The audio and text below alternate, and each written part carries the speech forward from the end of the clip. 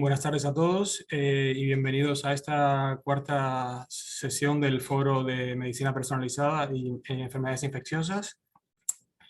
Para los que no me conocen, mi nombre es Alain Ocampo y soy investigador del Servicio de Microbiología del Hospital Marqués de Valdecilla y del Grupo de Investigación de Enfermedades Infecciosas y Microbiología Clínica que dirige la doctora Carmen Fariñas, a quien aprovecho para agradecer su invitación para participar como moderador en esta sesión del Foro de Medicina de Precisión. Y esta tarde vamos a tener a dos ponentes también de lujo, como no era menos de esperar. Y bueno, voy a introducir primeramente a la primera ponente, que es la doctora Patricia Muñoz García Paredes, quien es actualmente jefa de servicio de enfermedades infecciosas y microbiología clínica del Hospital General Universitario Gregorio Marañón y es catedrática de microbiología clínica de la Universidad Complutense de Madrid. Los principales intereses de la investigación de la doctora Muñoz incluyen infecciones fúngicas, endocarditis infecciosa, infecciones de receptores de trasplantes de órganos sólidos, los huéspedes inmunodeprimidos, los pacientes de cirugía cardíaca y las enfermedades infecciosas adquiridas por vía nosocomial. La doctora Muñoz ha publicado más de 700 artículos científicos que incluyen también libros y capítulos de libros y ha contribuido a las actuales estrategias profilácticas contra neumocitis carine y tosoplasmosis en receptores de trasplantes cardíacos, así como a la comprensión de los nódulos pulmonares y a la identificación de factores de riesgo en aspergilosis invasiva y profilaxis dirigida, y al conocimiento de la infección por herpes virus humano en receptores de trasplantes. En la actualidad trabaja en el desarrollo de un programa de administración de antifúngicos, y en la aplicación clínica de biomarcadores fúngicos. La doctora Muñoz es miembro de la Sociedad Española de Microbiología Clínica y Enfermedades Infecciosas, de la Sociedad Americana de Microbiología, de la Sociedad Europea de Microbiología Clínica y Enfermedades Infecciosas, de la ESMID, y desde el año 2022 es miembro del Comité Ejecutivo de la Sociedad Internacional de Quimioterapia Antimicrobiana, ISAC, y es miembro activo del European Study Group for Nosocomial Infection, del ESMID Study Group of Infections in Immunocompromised, y de la Red Española de Infección en Trasplante, y así como también es coordinadora del Grupo para el Manejo de Endocarditis Infecciosa del Hospital Gregorio Marañón. Ha sido presidenta de la Sociedad Española de Infecciones Cardiovasculares y desde el año 2021 preside la Sociedad Madrileña de Microbiología Clínica. Y bueno, sin más dilación, damos paso a la doctora, que nos va a presentar hoy la ponencia titulada El Laboratorio Clínico y la Medicina Personalizada. Y muchas gracias por atender a este foro. Muchísimas gracias, Alain, muchas gracias a Carmen y al Instituto de Investigación del Hospital Marqués de Valdecilla. Bueno, como veis, me gustaría mucho estar ahí con vosotros, pero bueno, tengo que estar aquí en Madrid, que hace muchísimo calor. Bueno, pues como ha dicho muy bien Alain, pues yo voy a hablar un poco de microbiología a medida, que es lo que hacemos, y él pues ha contado en mi doble vertiente, ¿no? Docente y asistencial fundamentalmente, y las líneas de investigación que él ha mencionado. Estos son mis disclosures. Y bueno, yo tengo que reconocer que yo trabajo más de clínico que de microbiólogo, pero bueno, entre todos yo creo, y estando Alain, que también es un microbiólogo con mucha experiencia, pues podremos, yo creo que responder entre todos a las preguntas. Entonces, bueno, pensando en esta charla, pues yo le he dado muchas vueltas, y algunas ideas que quería discutir con vosotros es, después de presentaros nuestro modelo de microbiología y enfermedades infecciosas, que es un modelo un poquito especial porque somos el mismo servicio, esto nos da muchas ventajas, también complejidad, pero muchas ventajas, pues algunas cosas de la microbiología personalizada son como dar resultados pronto o súper bien, el microbiólogo intervencionista, el microbiólogo comunicando, el microbiólogo en el PROA y en otros grupos multidisciplinares, y algunos ejemplos de nueva tecnología. Estos son los aspectos que yo pues voy a tratar. Entonces, lo primero es presentaros nuestro modelo, cómo es el servicio de microbiología clínica y enfermedades infecciosas del Marañón, para que entendáis un poco de dónde venimos. Somos un hospital que está en el centro de Madrid, que está bien situado. Esto tiene cosas buenas porque tenemos muchos bares alrededor, y el Retiro y el Corte Inglés, pero los edificios eran todos bastante antiguos y bueno, poco a poco se van modernizando, pero somos un hospital que tiene todavía algunos edificios anticuados. y somos un servicio mixto y creemos que la microbiología, las enfermedades infecciosas y la epidemiología microbiana, seguridad del paciente, deben estar muy intrincadas y estar todos al servicio del paciente con infección. Así lo vivimos nosotros. Y entonces nuestro laboratorio, nuestro servicio, pues incluye un montón de profesionales porque incluye facultativos con labores asistenciales, que éramos 30, unos 15 en clínica, 15 en el laboratorio. Ahora en el laboratorio hay un par de ellos más gracias al COVID, técnicos con labores asistenciales, y luego ya la parte más asistencial, pues tenemos un psicólogo, residentes tenemos 4 por año, este año nos suben a 5 por año, enfermeras, auxiliares, trabajadores sociales, personal administrativo y luego personal de investigación. En este momento, cuando yo presenté mi memoria hace tres años, pues había 19 facultativos con labores de investigación, técnicos de investigación y personal administrativo de investigación y docencia. Y os traigo aquí a mi mentora, al doctor Bouza, que hablará luego, porque me hace gracia esto. Fijaros que en el 2010 pues Emilio hablaba de las relaciones de la microbiología con otras especialidades, ¿no? Y decía que las enfermedades infecciosas, la microclínica y el control de la infección son 3 facetas distintas de un cuerpo común y que deberían estar de alguna manera imbricadas en departamentos de la infección o en unidades de gestión en las que hubiera mucha más relación de lo que hay en otros servicios, ¿no? En el nuestro, pues tenemos muy buena relación con preventiva y con salud laboral, que se ha estrechado mucho con el COVID, y ya os digo que la micro y las infecciosas y mucho control de la infección, pues lo llevamos nosotros. ¿Cuáles son las funciones de los microbiólogos? Pues desde luego gestionar el laboratorio de microbiología para tomar los resultados, hacer resultados de pacientes con sospecha de infección e informarlos, pero tienen que implicarse. Esto está publicado y está en nuestra descripción de la especialidad, en el diagnóstico, en el tratamiento, en el control y prevención de la infección, hacer de consultores y asesores de todos los problemas de origen infeccioso y participar con el máximo nivel de responsabilidad en control y prevención de la infección hospitalaria y comunitaria, en la política de uso racional de antimicrobianos y en los sistemas de vigilancia epidemiológica y de salud pública. Entonces, ¿cómo se organiza nuestro servicio? Pues en azul es un servicio que está todavía bastante estructurado, lo que es el laboratorio, que está en colores azules, de una manera pues, un poco anticuada, digamos, porque está organizada por tipo de muestras y tipo de técnicas. Luego tendríamos la parte clínica en verde, que es muy variada, de muchas interconsultas, consultas externas, planta, hospital de día, hospitalización a domicilio, y docencia a todos los grados, investigación e innovación. Pero si veis la parte de micro, que es de lo que estamos hablando hoy, pues está muy organizado de una forma tradicional, pues siempre recepción de las muestras, uroscopros ETS, bacterio 1, bacterio 2, parásitos, difíciles, virus, etcétera, ¿no? Y esto pues complica un poco el manejo de las cosas, como vamos a ver. En cuanto a actividad clínica, hoy no me voy a meter, pero bueno, atendemos aproximadamente unos 32.000 pacientes.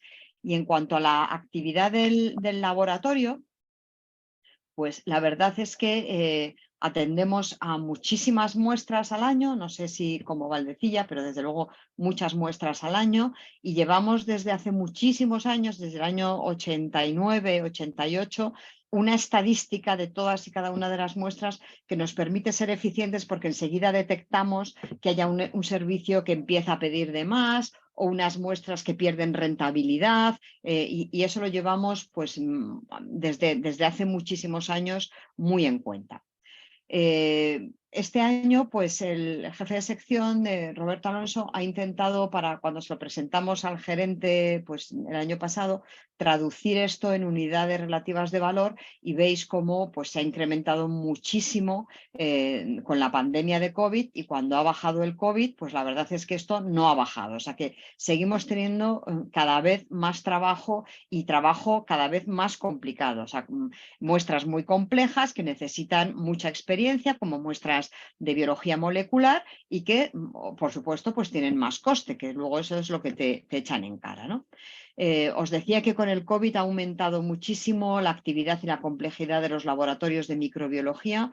Nuestro laboratorio fue uno de los 4 que en Madrid montamos la PCR desde el minuto 0 y tengo que decir, y un poco con orgullo, que entre los 4 hospitales pues nos hemos ido ayudando, intercambiando reactivos cuando estos faltaban y no hemos dejado de hacer PCRs ni un solo día de la pandemia, ni un solo día, 24 horas al día.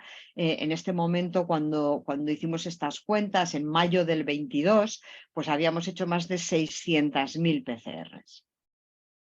Somos un servicio, como todos los servicios, yo creo, de microbiología, pues totalmente comprometidos con la calidad y con la seguridad del paciente, y nosotros estamos certificados en laboratorio desde el 2001. En aquella época nos lo pagamos nosotros mismos porque todavía no se estilaba. Hoy, por supuesto, ya lo pagan los hospitales y se promueve mucho que los servicios se certifiquen, y este año hemos conseguido también la certificación de la clínica, o sea que por primera vez, al ser tan variado, que tenemos planta, miles de consultas distintas, interconsultas, pues era muy complicado unirlo todo, pero este año hemos logrado ya estar todos certificados y yo creo que es uno de los grandes logros que hemos conseguido. Además, es un hospital que en la parte más nueva, en la parte de maternidad y de pediatría, con los servicios centrales, o sea que nosotros de lleno hemos contado en esta certificación, estamos certificados por la Joint Commission.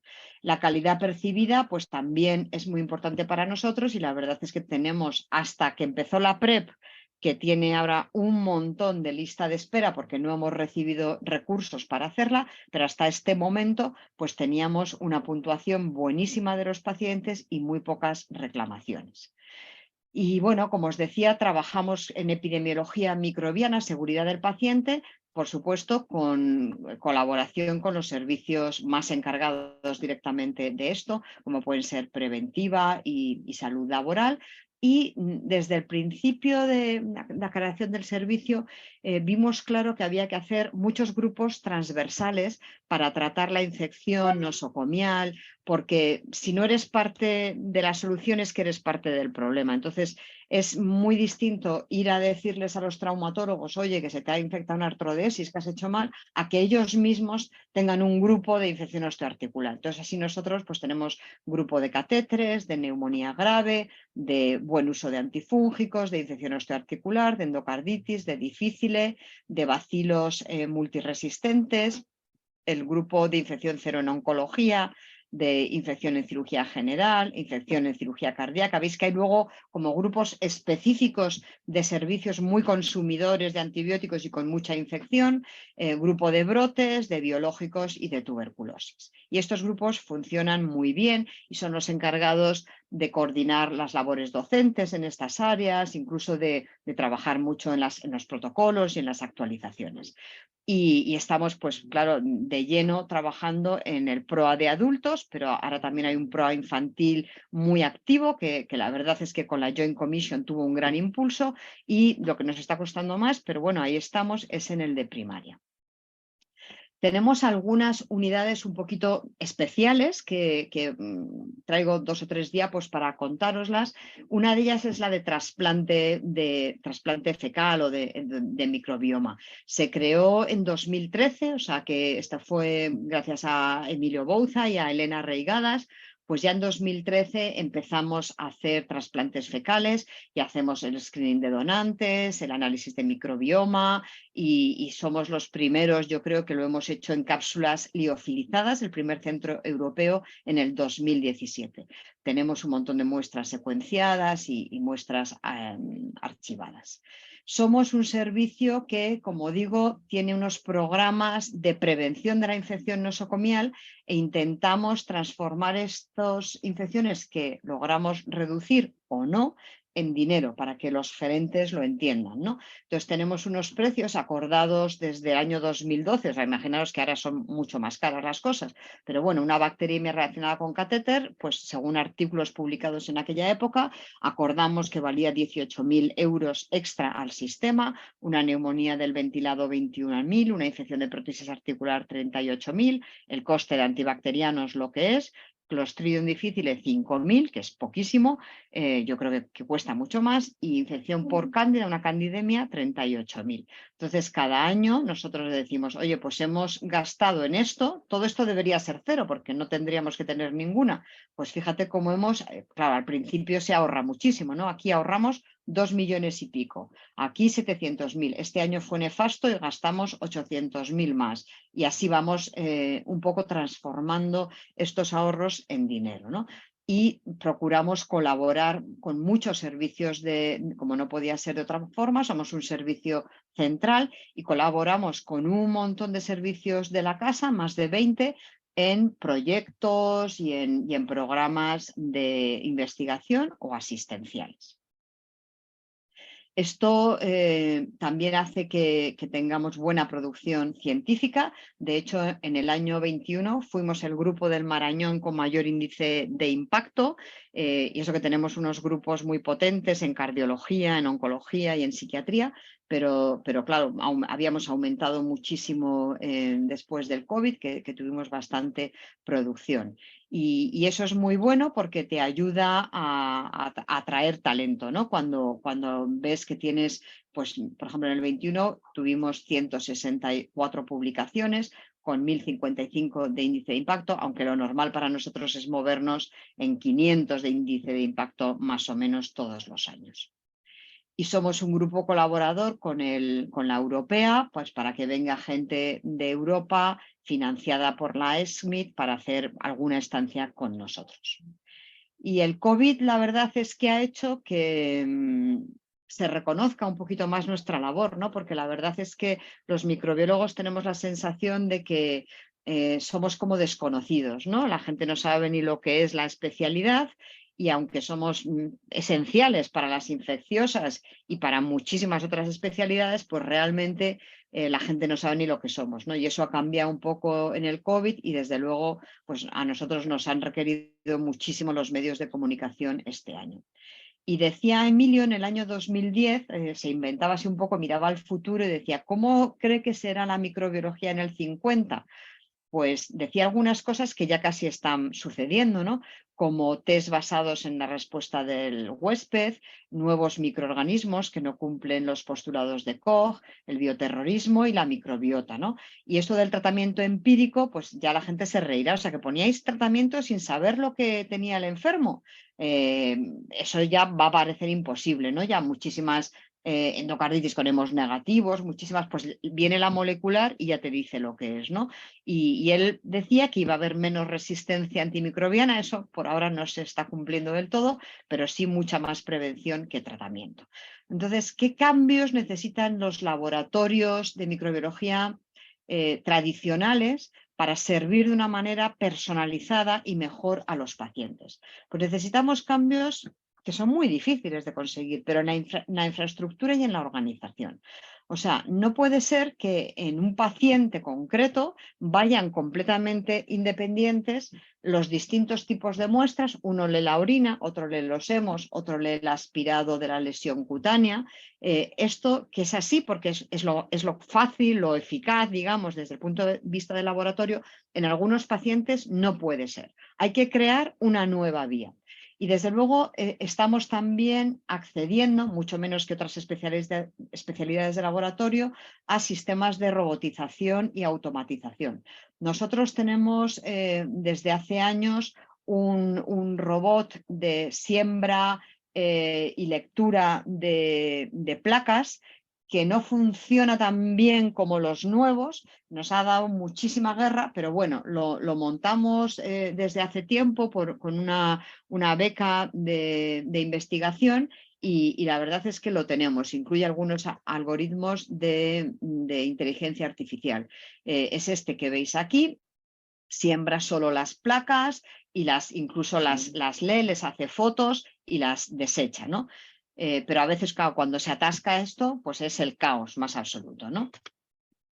Con el COVID conseguimos también bastante equipamiento asociado a la pandemia, 8 robots Opentrons, que ahora ya no se dedican, por supuesto, solo a hacer PCRs de COVID, sino que se han distribuido por el laboratorio, extractores de ácidos nucleicos, termocicladores, secuenciador. Tenemos nuestro propio secuenciador que compartimos con otros servicios del hospital, pero que es nuestro. Y sobre todo, tenemos dos nuevos Malitovs, uno de Bruker y otro de Biomerie, y un espectrógrafo de masas de infrarrojos, que os mostraré algunos resultados. Tenemos una unidad bastante potente de genómica microbiana, que gracias también al COVID ha conseguido un pequeño espacio. Y de los 4 laboratorios designados por la Comunidad de Madrid para la vigilancia genómica del COVID, pues ha sido el más activo, sin ninguna duda.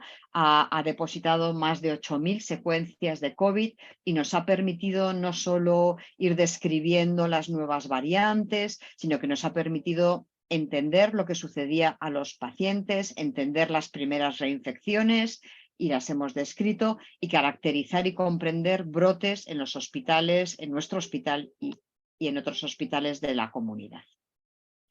Este laboratorio de genómica microbiana, como os decía, pues lo lleva Darío García de Viedma y ha hecho la primera descripción de reinfección por SARS-CoV-2 en España, la primera identificación de variantes alfa, beta y delta en España, la primera identificación de variantes Omicron mediante una secuenciación ultra rápida que montaron. Hemos secuenciado, como os decía, más de 9.000 secuencias están depositadas, y hemos caracterizado, estamos trabajando mucho en long COVID y nos ha ayudado muchísimo para ver que no todo lo que parecía que estaba en el mismo sitio y en el mismo momento pertenecía a un brote, sino que el brote de COVID nosocomial pues se había distribuido de una manera que muchas veces los epidemiólogos pues tardaron mucho en aceptarlo, pero nos ha permitido comprobar cuáles eran los mecanismos de transmisión y tomar medidas. En el monkeypox también fue la segunda y tercera secuencias depositadas públicamente en España, y lo que era tradicional de ellos era el trabajo en Mycobacterium tuberculosis, o sea que se reinventaron con el SARS-CoV-2 y bueno, ellos siempre trabajaban muchísimo en Mycobacterium tuberculosis, en vigilancias de cepas de riesgo transnacional, poblaciones complejas y la integración de la caracterización genómica en la vigilancia epidemiológica, que ahora parece tan claro con el SARS-CoV-2, pero con la tuberculosis pues no lo era, ¿no? Tenemos también un laboratorio de micología molecular que lleva Jesús Guinea y Pilar Escribano, que son muy productivos y que han trabajado con distintos hongos. En Cándida pues han realizado estudios nacionales de resistencia, el estudio CandiPop en el 2008, luego el estudio CandiMap. Han sido los primeros en describir esta nueva pandemia que tenemos de cepas de Candida parapsilosis resistentes a fluconazol en España, y se está extendiendo en Madrid, y ellos la han caracterizado para distintos hospitales españoles. Ayudan en la detección y monitorización de brotes siempre que se lo solicitan, y también trabajan con Italia. Técnicas rápidas de sensibilidad a antifúngicos y actividad in vitro de nuevas moléculas. En Aspergillus, pues nuevas especies, brotes, detección ambiental, nuevos antifúngicos como la olorofima y otros. Y en otros hongos filamentosos, estudio de la epidemiología de la mucormicosis y descripción de casos de hongos raros, pues gracias a la biología molecular que ellos tienen, como Inonotus, Gymnastella, etc. Bueno. Y decíamos cambios estructurales, ¿no? Ya tenemos estos cambios estructurales, pero tenemos que organizarnos mejor. Entonces tenemos que responder a un dilema de los microbiólogos. La microbiología clásica emite resultados cuando estos ya son finales y están comprobados, no se equivocan, pero a veces llegan un poco tarde para poder impactar en la evolución del paciente. Nosotros estamos por la microbiología rápida en algunos pacientes, teniendo impacto clínico y tomando todas las muestras del paciente. Hay que informar no solo los resultados positivos, sino también los negativos, que esos al clínico le pueden importar tanto como los positivos. Además, tiene que ser un microbiólogo clínico que pueda aconsejar y tener interlocución con distintos especialistas, con un intensivista, con un hematólogo. Para ello hay que ganarse la credibilidad y explicarles también las nuevas técnicas que realmente qué sensibilidad tienen. Pues nos pasó con el BioFire, ¿no? Que cuando empezábamos a dar estos resultados, pues al principio no cambiaban los tratamientos y cuesta mucho realmente tener esa credibilidad, ¿no? O sea que nosotros hemos hecho un cambio ya, que es el servicio 24 horas, 7 días por semana. Esto ya está conseguido, ahora tengo una diapo de esto.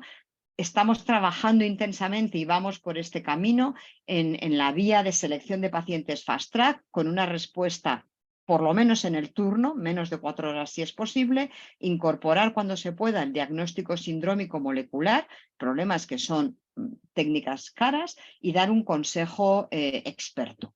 Entonces, nosotros hemos conseguido ya el laboratorio de microbiología 7 días por semana, 24 horas, y hacemos especial atención a los hemocultivos, toda la tarde, toda la noche, diagnóstico en muestras nobles, y cualquier paciente Fast Track, que puede ser un código sepsis, un inmunodeprimido, o que simplemente el médico contacte con la gente de guardia y le explique que es un paciente que le ve mal y que pide pues, que se haga toda la tecnología posible.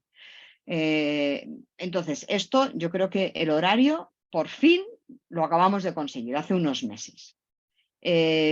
Los laboratorios de microbiología no solo tenemos que hacer más cosas, sino que tenemos que hacer algunas menos. Por ejemplo, hay que optimizar los urocultivos. El urocultivo es una causa de uso inapropiado de antibióticos impresionante y es muy difícil desde el laboratorio incidir en ello. Estamos trabajando, pero esto todavía no lo tenemos conseguido. Con primaria, mucho menos todavía. Esta es nuestra siguiente línea. Hemos conseguido, desde luego, trabajar muchísimo menos las escalas que nos mandaban con una torunda, y que esto era origen de antibioterapia amplísima, multiresistentes. Esto sí que lo hemos conseguido. Almudena Burillo ha trabajado mucho en esto. Y nosotros creemos muchísimo en la interlocución directa del microbiólogo, del infectólogo, la figura teléfono rojo, de una consulta experta y de un asesoramiento tanto para orientar el diagnóstico como el tratamiento. Tenemos e-consultas con nuestra área y en esto hay que seguir creciendo.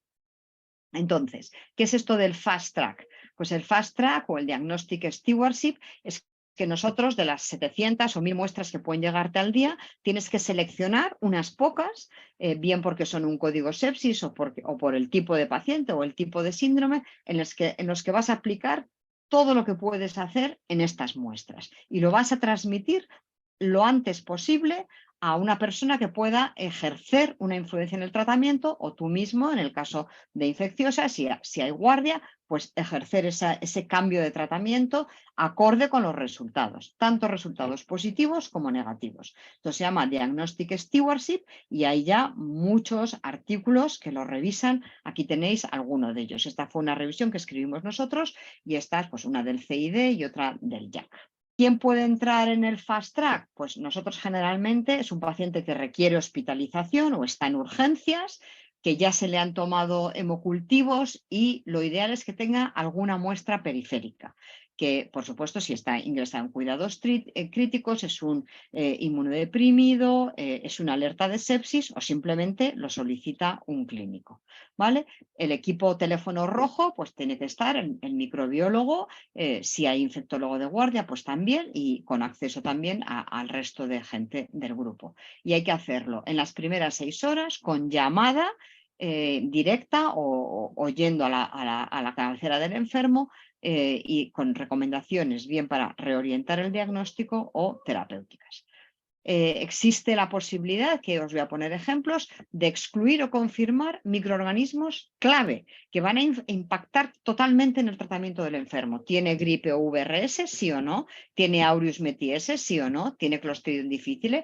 ¿Tiene un gran negativo multiresistente? ¿Tiene un hongo? Algunas cosas podemos hacer, ¿no? Por ejemplo, neumonía por aureus metiere. Tener o no metiere se puede hacer a la entrada de la UCI, se puede hacer cuando se sospecha la neumonía, y si el nasal es negativo es que ese paciente no hay que tratar, ¿vale? Tiene un valor predictivo negativo importantísimo y puede orientar muchísimo el tratamiento.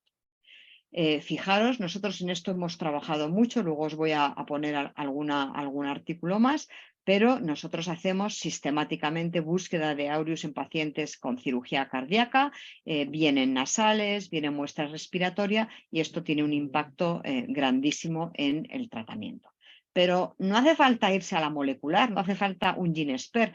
Os traigo este artículo de Almudena Burillo en que demuestra que las cosas baratas también sirven. Un simple gram que ya te orienta que en una orina de un paciente con código sepsis o de sospecha de sepsis en que tienes hemocultivos y una orina, tú trabajas en la orina y si en el gram se ve un microorganismo, directamente lo pasas al Malditoz. Pues en más del 85% se pudo anticipar el diagnóstico cuando cumplían. Y esto también lo ha trabajado Almudena, esto es así una diapositiva horrorosa, pero lo ha trabajado también con bacilos gram negativos, utilizando Malditoz y GeneSpert para carvas. Con simplemente estos dos métodos, GeneSpert es un poquito más caro, pero el Malditoz, el gram y orientación diagnóstica y terapéutica.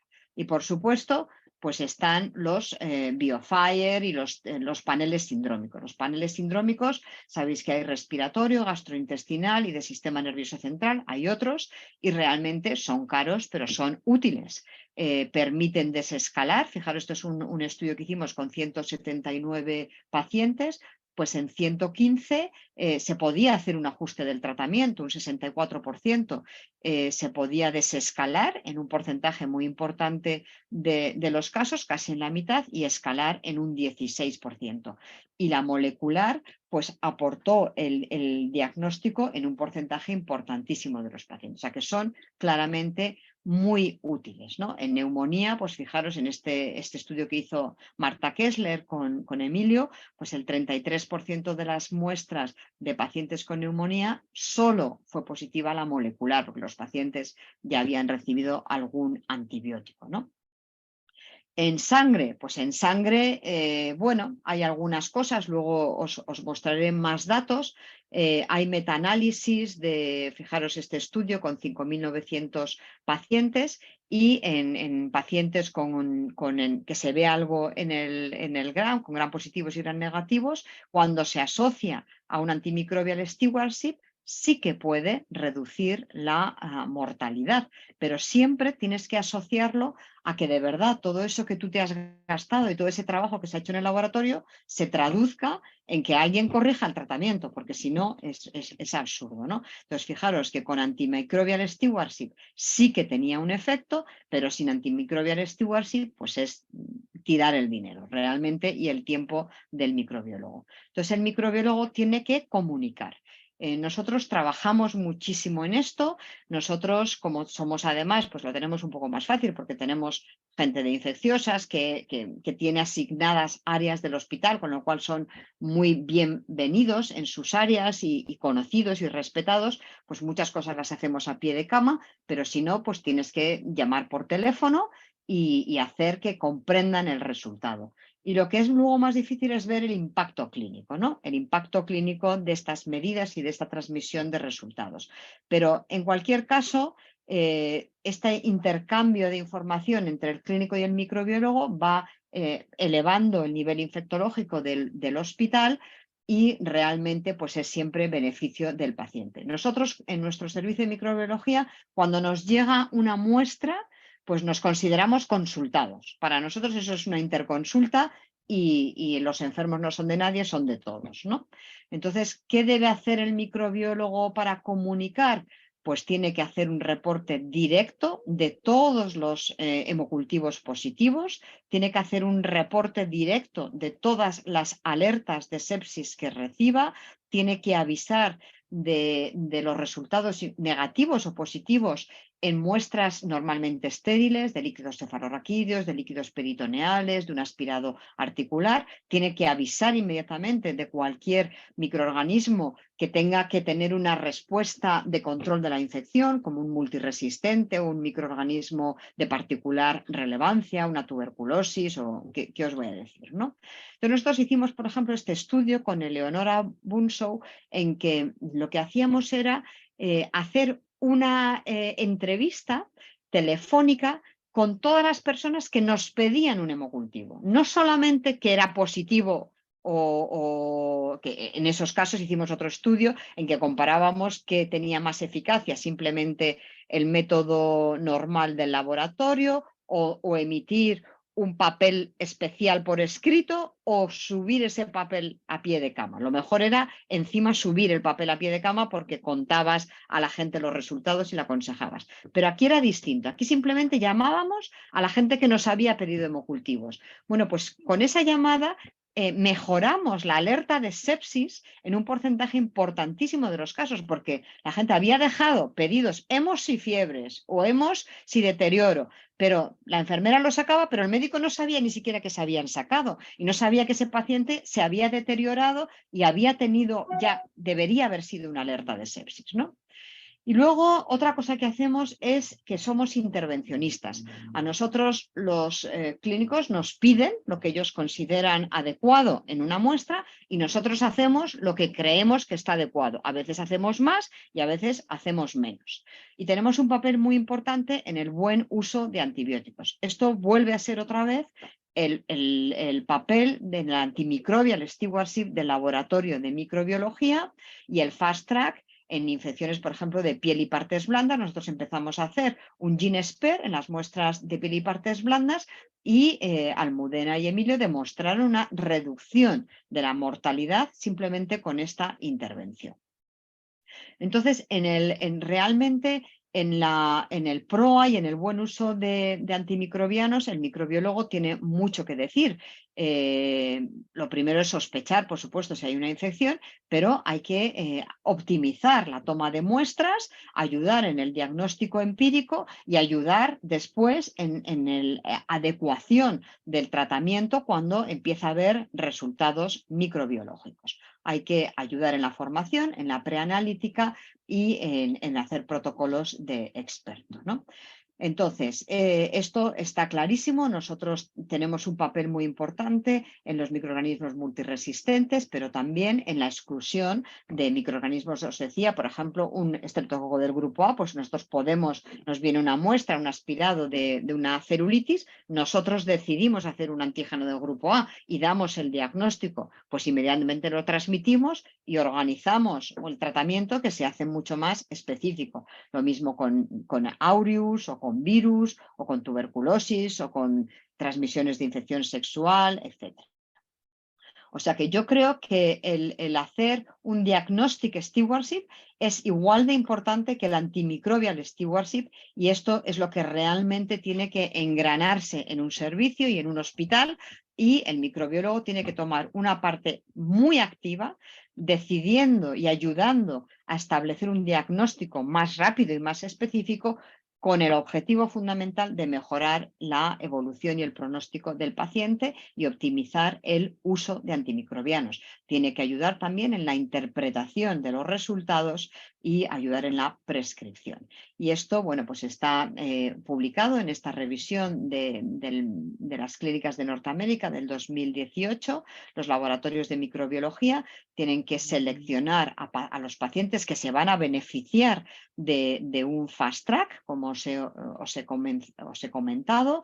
Tienen que establecer rutinas para que los clínicos tengan algún resultado en el mismo turno en que estos pacientes especiales se obtienen las muestras en el mismo turno y se tiene que establecer una comunicación rápida con los clínicos que van a cambiar ese tratamiento. Y los microbiólogos, por supuesto, tienen que formar parte del core de los PROA de los hospitales, en los que por lo menos en nuestro hospital pues está el infectólogo, está el microbiólogo, está farmacia y está también preventiva, además de servicios muy consumidores como las UCIs y esto depende de cada hospital, ¿no?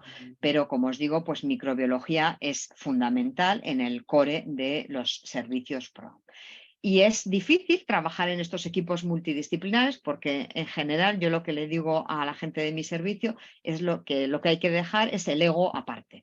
Entonces tú hacerte responsable de los fracasos y hacer que los demás sean responsables de los éxitos, y esto va a colaborar y va a hacer que la gente pues quiera trabajar junta, y hay que dejarse el ego en casa y no pretender ser los protagonistas únicos porque en todos los equipos no funcionan.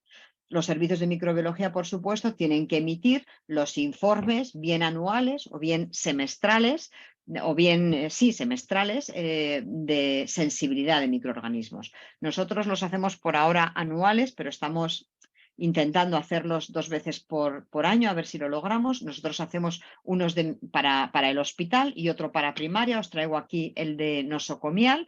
Lo informamos por gram negativos, gram positivos y por áreas. Esta sería el área de críticos, y esta sería, por ejemplo, el hospital infantil, y tenemos servicios médicos y servicios quirúrgicos. Esto es bastante similar en todos los hospitales. Imagino, le hacemos un código de colorcitos así, y la tasa de resistencias que tenemos. O sea que yo creo que hay que transmitir a los clínicos del hospital que el microbiólogo pues es su colaborador y su mejor amigo, ¿no? Entonces, bueno, pues hay que hacer cosas de microbiología, hay que hacerlas, pero que tengan consecuencias, porque si no es muy deprimente, ¿no? Fijaros este estudio que a mí me deprimió un montón, ¿no? Es un estudio antiguo, pero siempre lo cuento. Pues se empieza a montar el antígeno de neumococo en orina. Entonces se hacen 400 y pico episodios de neumonía comunitaria, se hace el antígeno en orina. Y bueno, se ve que tiene un valor predictivo positivo fantástico, ¿no? Del 96%. Pero ¿cuánta gente realmente estrechó el espectro de tratamiento? El 8%. Esto es lo que es muy deprimente, ¿no? Bueno, veo que ya llevo un montón de tiempo, ya llevo 40 minutos. Bueno, cuando sea el tiempo paro y ya está.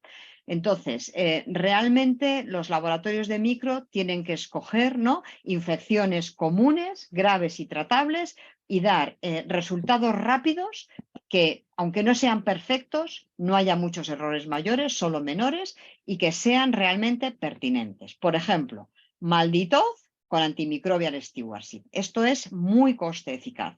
O identificación rápida de microorganismos concretos que van a realmente a cambiar el tratamiento. Pero todo esto es inútil si no se traslada al clínico. Entonces hay un montón de cosas que se pueden hacer en un día, en un turno y en una hora. Fijaros, por ejemplo, cosas que se pueden hacer en un día. E-test directamente de la muestra. O sea, te llega un esputo o una orina, ya a la vez que lo siembras para ver si es positivo o negativo, ya le pones tiras de test. Hacer diagnóstico molecular o Malditoz de una colonia, hacer secuenciación 16S o resistencia. Todo esto nosotros ya lo tenemos incorporado. Por ejemplo, imaginaros, en una muestra de hemocultivos se ve una levadura, nosotros ya ponemos directamente E-test, y al día siguiente, cuando ya crece y el Malditoz te dice que es una parapsilosis, una Krusei, nosotros ya tenemos tiras de test con sensibilidad. Esto es facilísimo, funciona fenomenal. También lo hacemos en las neumonías del ventilado y realmente permite ajustar muy bien los tratamientos. Y que voy a deciros del 16S en cirugía cardíaca, en muestras pleurales, en muestras de muchos tipos, ¿no? Esto funciona muy bien. Se pueden hacer también, por ejemplo, de botellas de hemocultivos que pitan, hacer rápidamente un Malditoz directamente de la muestra. Se puede hacer molecular. Funcionan fenomenal las PCRs específicas, por ejemplo, una PCR específica de tuberculosis en muestra respiratoria, de Neisseria gonorrhoeae en muestras genitales o de clamidia trachomatis, o una PCR específica de Clostridium difficile en unas heces, y también hay PCRs de resistencias, carbapenemasa sí o no, METIR sí o no. Esto se puede hacer rápidamente en el turno. Aquí tenéis el Malditoz con antimicrobial stewardship. Esto ya, fijaros, en el CID del 2013, yo creo que esto ya lo hacen todos los laboratorios, cómo disminuía el tiempo a tratamiento eficaz, cómo disminuía el tiempo a identificación de los microorganismos, y en este estudio menor mortalidad. Yo creo que a partir de ahí, pues prácticamente todos los laboratorios lo hacen. Pero no siempre se logra éxito con todos los sistemas. Fijaros, esto es un sistema que se llama Accelerate Pheno. pues se estudió en pacientes de UCI o de urgencias con bacilos negativos o con levaduras. Fijaros que el 24% de los pacientes estaban con un tratamiento incorrecto empírico, y la verdad es que cuando era un microorganismo que estaba incluido en el test, que eran estos microorganismos, pues no funcionaba mal, aunque tenía algún falso negativo y falso positivo, pero es que 12 de los 12% no estaban incluidos. Entonces, bueno, aún así tenía mucha traducción clínica, menos estancia en UCI, menos mortalidad. Esto es lo que utilizamos nosotros. Nosotros utilizamos el Malditoz para identificación y una cosa para sensibilidad rápida que se llama Alfred, que es muy baratito y que nos baja el informe de resistencia de lo que es tradicional, 16 a 25 horas, a 5 horas. O sea, en la mañana tenemos a qué son sensibles todos los bichos de nuestros hemocultivos. Esto es barato y funciona muy bien. Y en una hora, pues se pueden hacer cosas en una hora. En una hora puedes tener tinciones, detecciones de antígeno, puedes tener serologías, puedes tener Gram más Malditoz, puedes tener GeneXpert y puedes tener los nuevos métodos diagnósticos en hemocultivos y en otras muestras. ¿Qué se puede hacer en sangre directa? Pues hay distintos tests. Nosotros realmente no los estamos usando. Muchos de ellos, por ejemplo, el Septifast no nos funcionó muy bien, esto no lo estamos usando. El T2 es una PCR directamente de la sangre, es cara y nosotros lo estuvimos usando en alguna época para Cándida, pero ya solo lo usamos de otra manera y desde luego está la metagenómica. ¿Cómo usamos estos test caros? Pues por ejemplo los utilizamos para follow-up.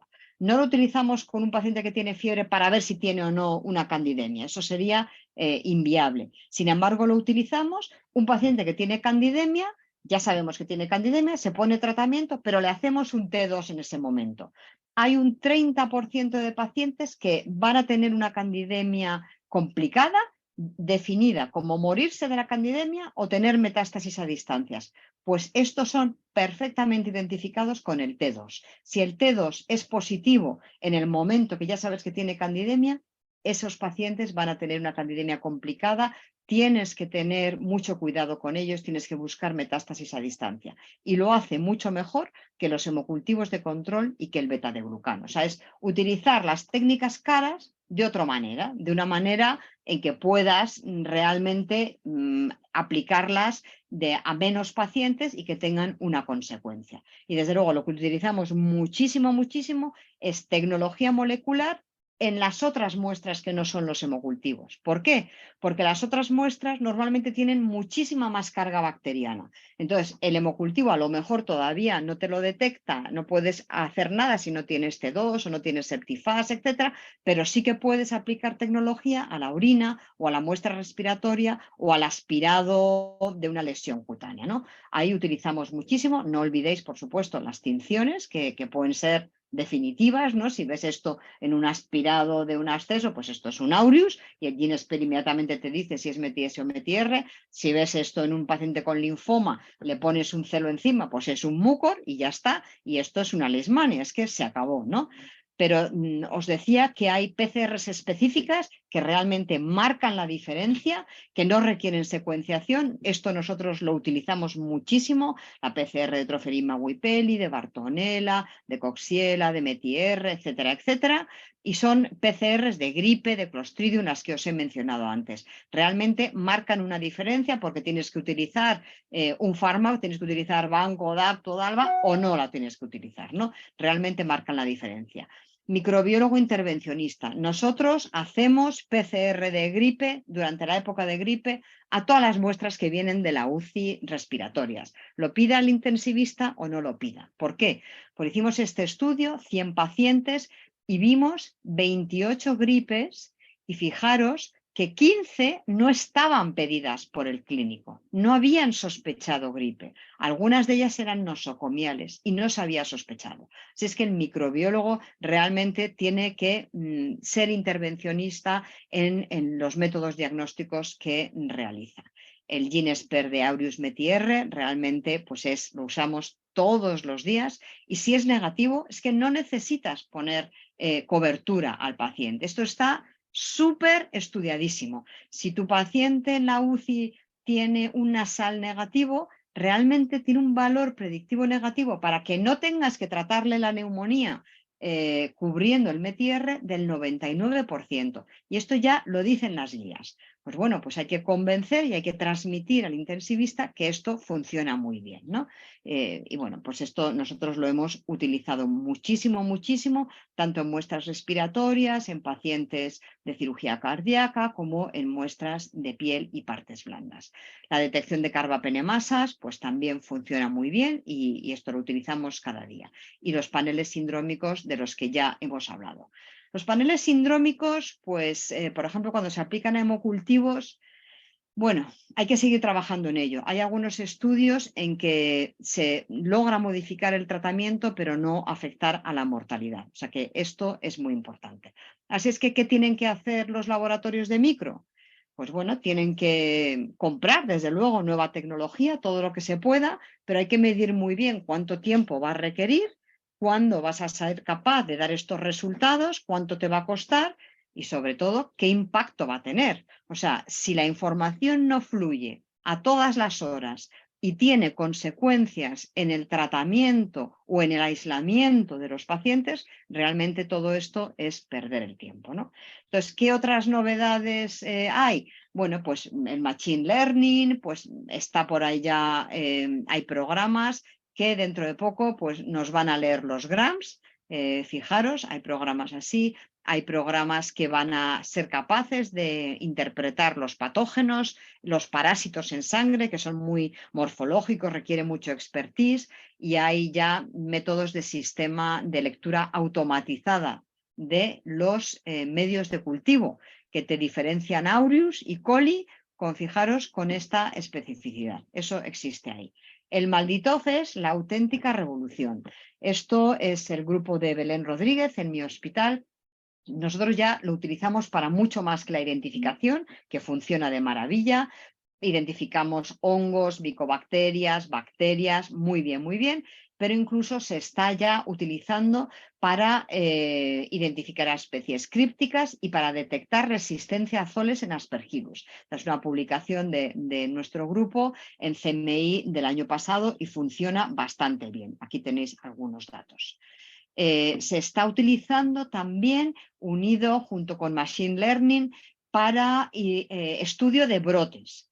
El MALDI-TOF nos puede ayudar a identificar qué cepas pertenecen a un brote. Yo os traigo unos ejemplos de Enterobacter cloacae y el nuevo MALDI-TOF, el MALDI-TOF de Biomerie con espectro infrarrojo, lo estamos utilizando para el estudio de ribotipos de Clostridium, resistencia a banco, caracterización de brotes de pseudomonas, de Klebsiella, de Serratia. O sea, yo creo que esto va a ser el futuro y va a simplificar muchísimo la descripción de los brotes. Bueno, esto ya no tengo mucho tiempo. Y luego, para acabar, por supuesto, la metagenómica, pues para identificar microorganismos de difícil crecimiento o que no, para los que no tienes una PCR específica, pues os acordaréis de este estudio en el New England, ¿no? De meningitis encefalitis. La metagenómica combinada con el cultivo convencional y con la microconvencional, pues aportaba realmente muchos más diagnósticos, y lo mismo en infecciones osteoarticulares.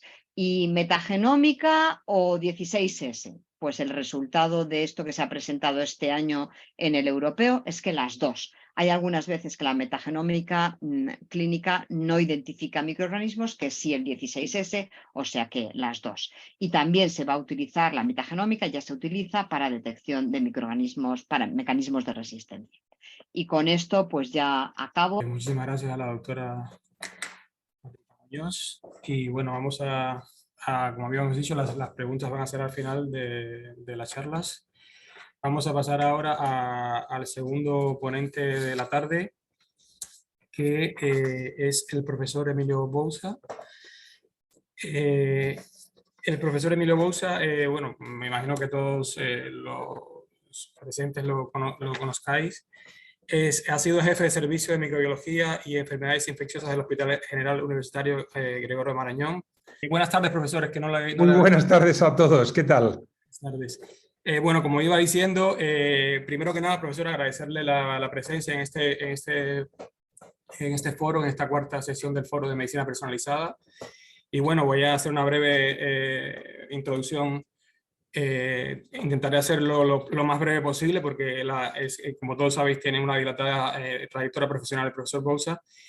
Y como estaba diciendo, el profesor ha sido jefe de servicio de microbiología clínica y enfermedades infecciosas del Hospital General Universitario Gregorio Marañón y catedrático de la Facultad de Medicina de la Universidad Complutense de Madrid hasta el año 2017. Actualmente es profesor emérito, nombrado por el Rectorado de la Universidad Complutense de Madrid y emérito asistencial por el Gobierno de la Comunidad de Madrid en el Servicio de Enfermedades Infecciosas y Microbiología Clínica del Hospital Gregorio Marañón, donde mantiene sus líneas de investigación y su actividad docente y continúa diariamente ofreciendo apoyo a los profesionales de servicio.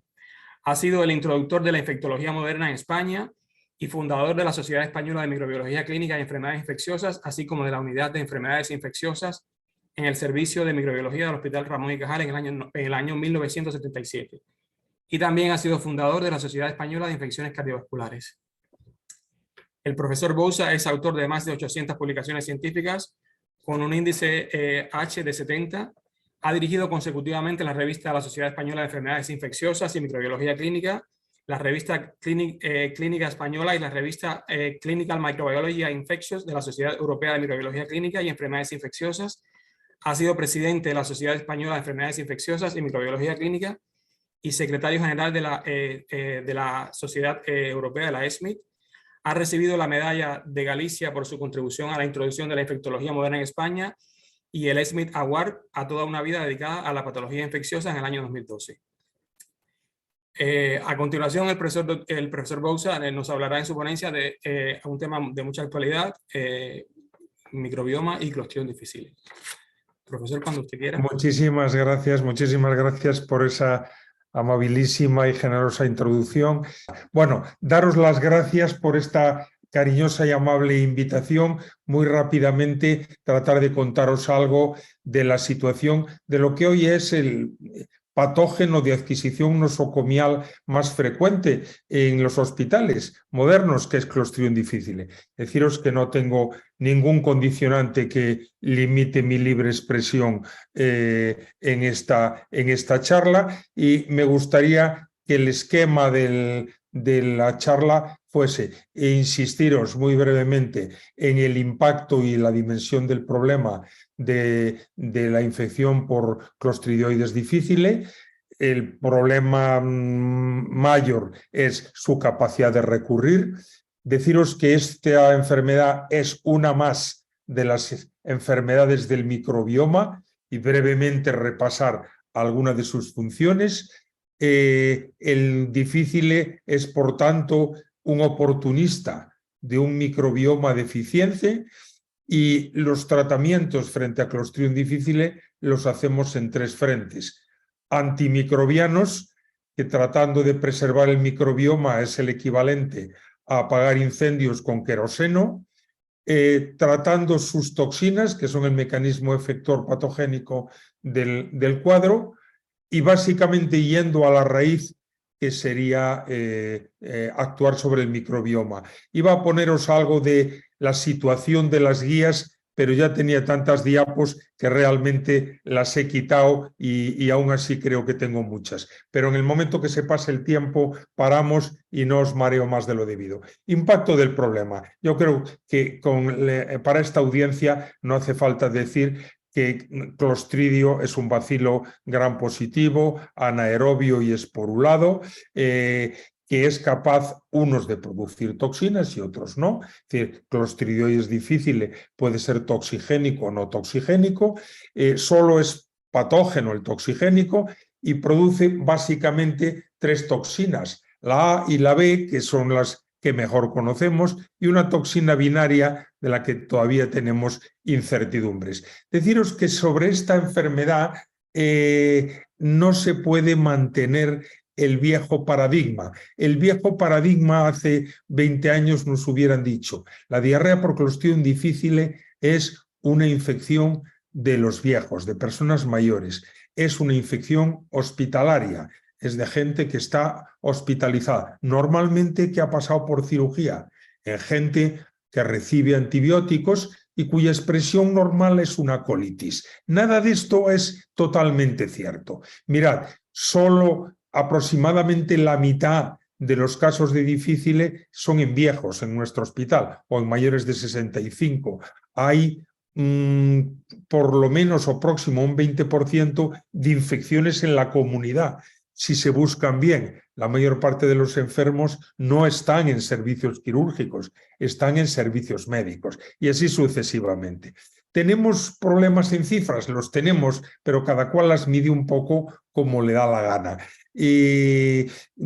Por 100.000 de población, pues estamos hablando de 24 o 25%, de 24 o 25 episodios por 100.000 de población. No es una enfermedad nada rara. Por días de estancia en el hospital, normalmente utilizamos 10.000 días, 7 a 15 episodios.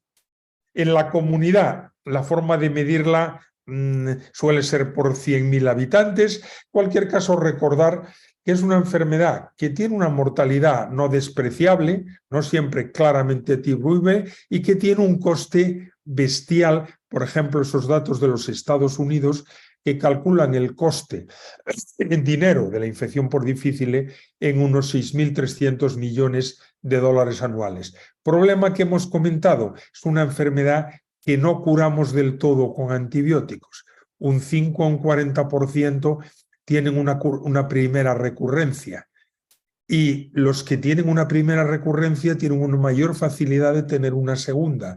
De manera que es una enfermedad que tratamos parcialmente porque tratamos las formas vegetativas del bacilo y las esporas no son tratables con los antibióticos que administramos. De manera que si persisten las condiciones, vuelven a germinar, a producir una forma vegetativa y estamos en las mismas. Hay muchos estudios de la predisposición a la recurrencia, pero básicamente son los conocidos. Edad avanzada, tener que seguir con antibióticos, recibir inhibidores de la bomba de protones, hay ribotipos más agresivos, más productores de toxina, pacientes en insuficiencia renal, etc. Y Patricia ya ha comentado antes que la estimación del coste de una enfermedad son de las cosas más variables y más difíciles que uno encuentra en la literatura. Pero incluso aquí en España hemos hecho nuestros propios cálculos hace unos años y nuestro cálculo es que un episodio de difícil cuesta al menos unos 10.000 euros al sistema público. De manera que yo creo que el punto primero, creo que os habré convencido, hablamos de un asunto frecuente, con repercusiones importantes y costoso. ¿Qué es el microbioma? El microbioma es el conjunto de bacterias que pueblan nuestro intestino, es el único órgano que ha desafiado a la anatomía de Vesalio, es decir, hemos descubierto que había un órgano anatómico que no nos interesaba, que no lo habíamos mirado. Un microbioma sano hoy sabemos que es el que está compuesto por muchos tipos de bacterias de distintos géneros y especies.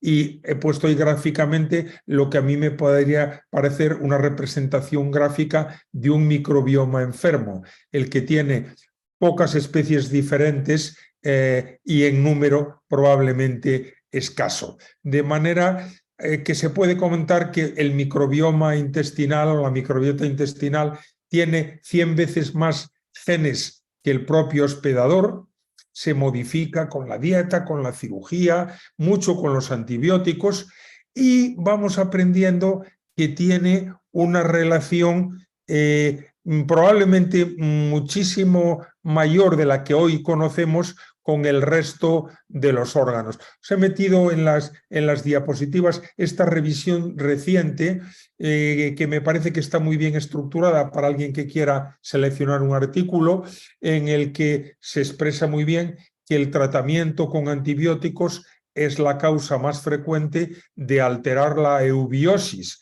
que es la proporción correcta de géneros y especies en la microbiota, y a esa alteración le llamamos disbiosis. Podéis ver que lo que se sabe que hay en las bacterias del intestino son probablemente más de 2.000 especies distintas de microorganismos. que si los miramos por fila, por los filum correspondientes, veis que corresponden aproximadamente a unos 12 de ellos, de los cuales yo os he tratado de resumir en la diapositiva siguiente los más importantes. Vamos a ver, es que tengo vuestras imágenes en una zona de la diapositiva que no puedo ver y no sé cómo quitarla. Bueno, en el lado derecho, que me acuerdo de la diapositiva, he tratado de demostraros que los dos filos más importantes, los dos filas más importantes, son lo que llamamos firmicutes, son clostridios y bacilos, y el otro más importante, el otro segundo grupo, son lo que llamamos los bacteroidetes. Cuando miráis a la derecha, os lo he tratado de clasificar para que veáis que hay gram positivos y gram negativos, y que hay bacterias que funcionan sin oxígeno y con oxígeno. Y que ese balance básicamente es la eubiosis. Bueno, ahí podíais ver lo que es una representación gráfica de una mucosa intestinal normal, donde hay una serie de propiedades que son protectoras. Por ejemplo, el desplazamiento, que significa cuando hay toda esa riqueza de microorganismos para hacerle un hueco a otros patógenos, porque competimos en nutrientes, porque algunas bacterias son capaces de producir sustancias tóxicas para otras bacterias, bacteriocinas, y porque de alguna forma regulan el sistema inmune. Se produce IgA, que protege la barrera intestinal, y hay una serie de actividades metabólicas también.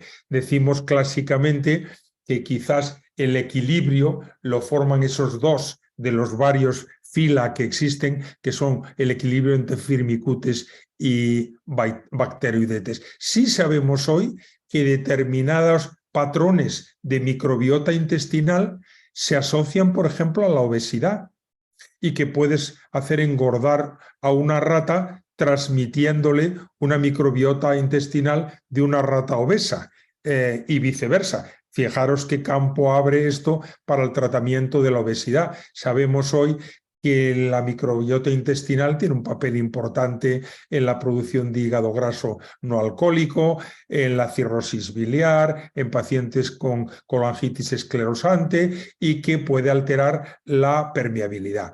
Decíamos que difícil es un oportunista de un microbioma deficiente, y una de las cosas que produce el tener una microbiota normal en el esquema de la izquierda es que las sales biliares primarias se transforman en secundarias, y estas secundarias impiden el paso de esporas a formas vegetativas, de manera que controlan la proliferación de difícile.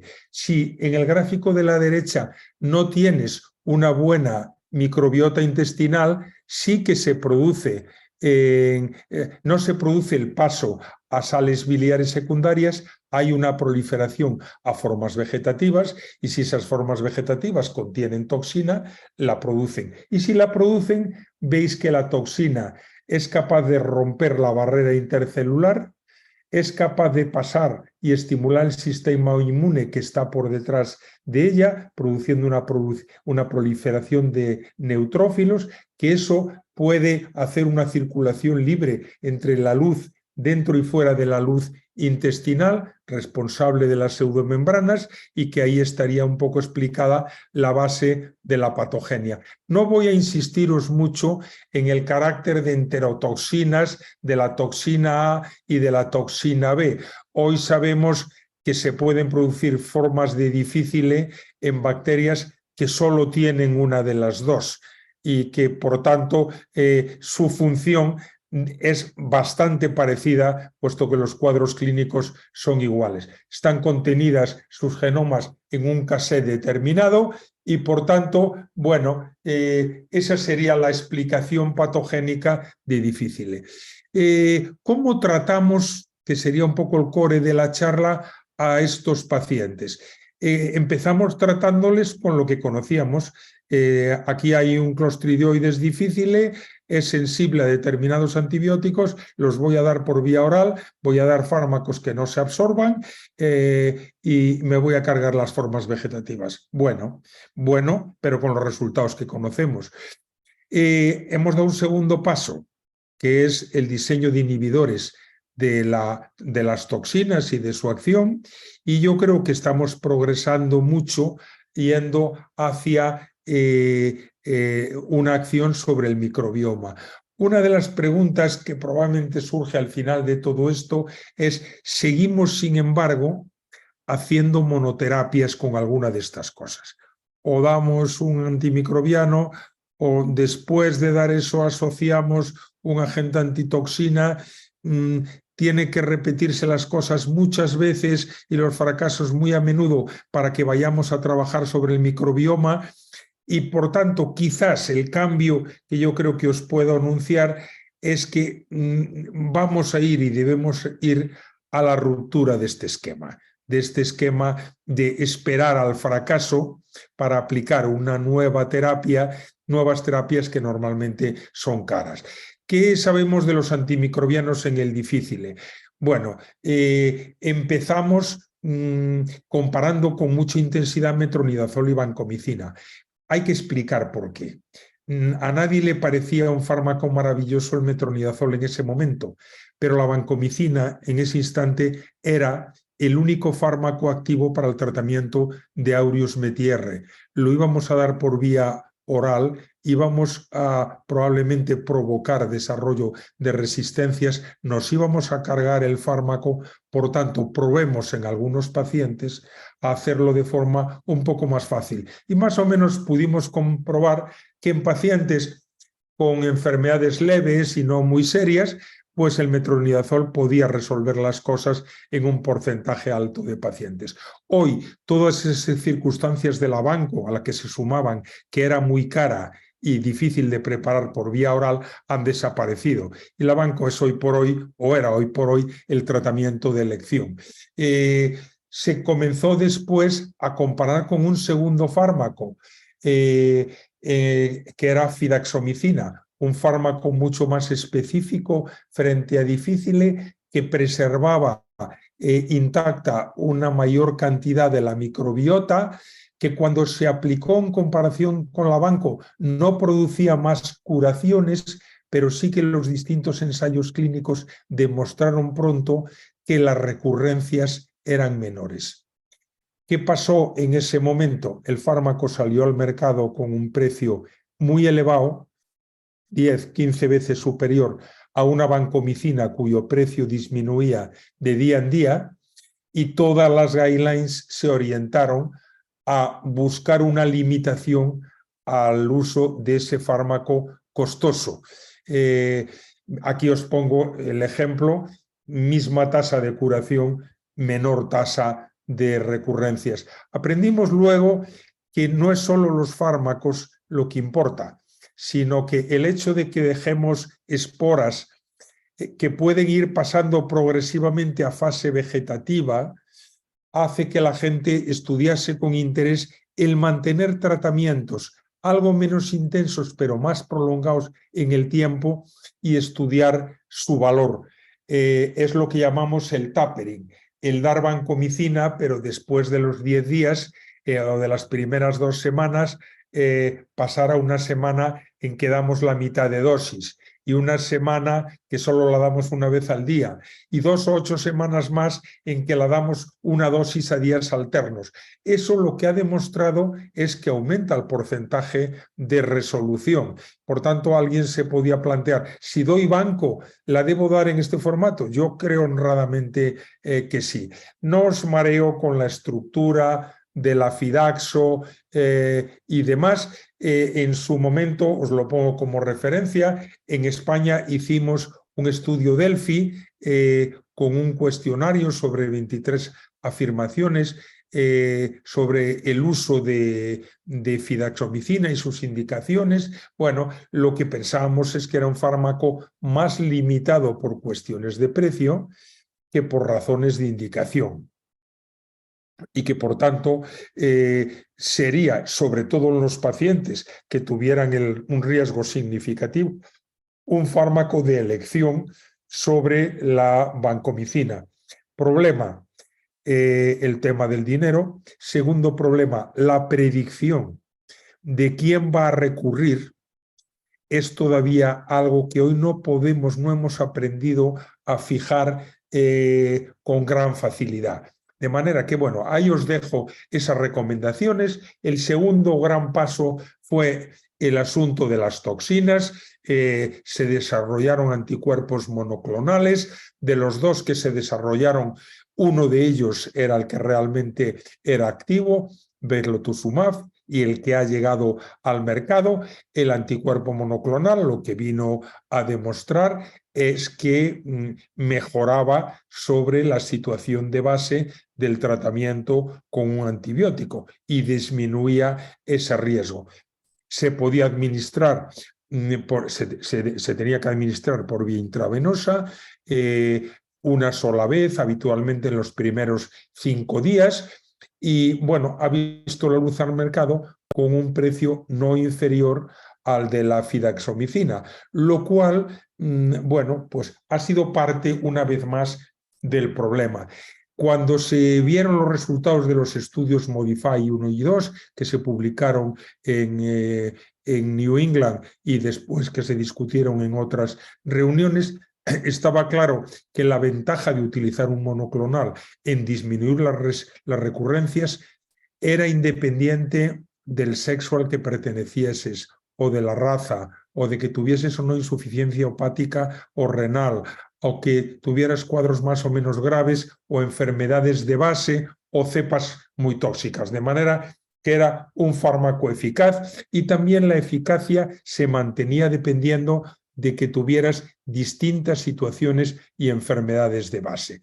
De manera que es un fármaco útil, hay que situarlo en su contexto adecuado. Hoy probablemente es un fármaco para un paciente que no ha recibido o no puede recibir fidaxomicina y tiene un riesgo elevado de recurrir, en el cual podrías decir, pues entonces para todos los mayores de 65 años, pues sí.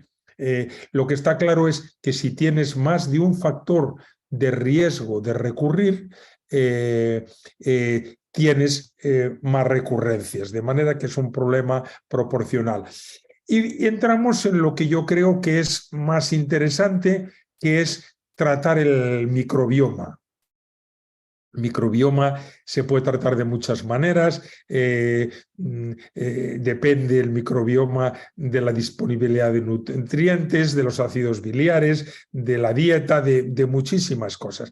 Pero lo que llamamos el trasplante fecal, esta es una diapositiva que me ha pasado nuestra compañera Elena Arraigadas, es básicamente transferir la microbiota intestinal a través de materia fecal de un donante sano a un señor enfermo. Bueno, esto ya se hizo en el año 1958 para tratar colitis pseudomembranosa. Esto es algo que se ha hecho en la historia para tratar la sigelosis por parte del ejército alemán, que además interpretó que allí había una bacteria que era protectora y crearon un medicamento. Esto no se desarrolló hasta la aparición del difícil y los primeros trasplantes fecales eran lo que ilustra la imagen, ¿no? Caquita pasada por la batidora de un donante sano demostrado con la mejor manera de que éramos capaces, convertida en unas dosis correspondientes y administrada por vía de enema colonoscópicamente. De nuevo, las ciencias adelantan que es una barbaridad y ese esquema no se parece ya nada al anterior. Pronto se pudo demostrar, bueno, que uno de los problemas era disponer de donantes, y aquí tenéis este anuncio gracioso de una universidad americana. Dice, si estás sano y eres capaz de hacer viajes a Medford de forma regular, solo con hacer un poquito de popó te puedes ganar 40 euros diarios. Este es el primer problema del trasplante fecal, es conseguir donantes.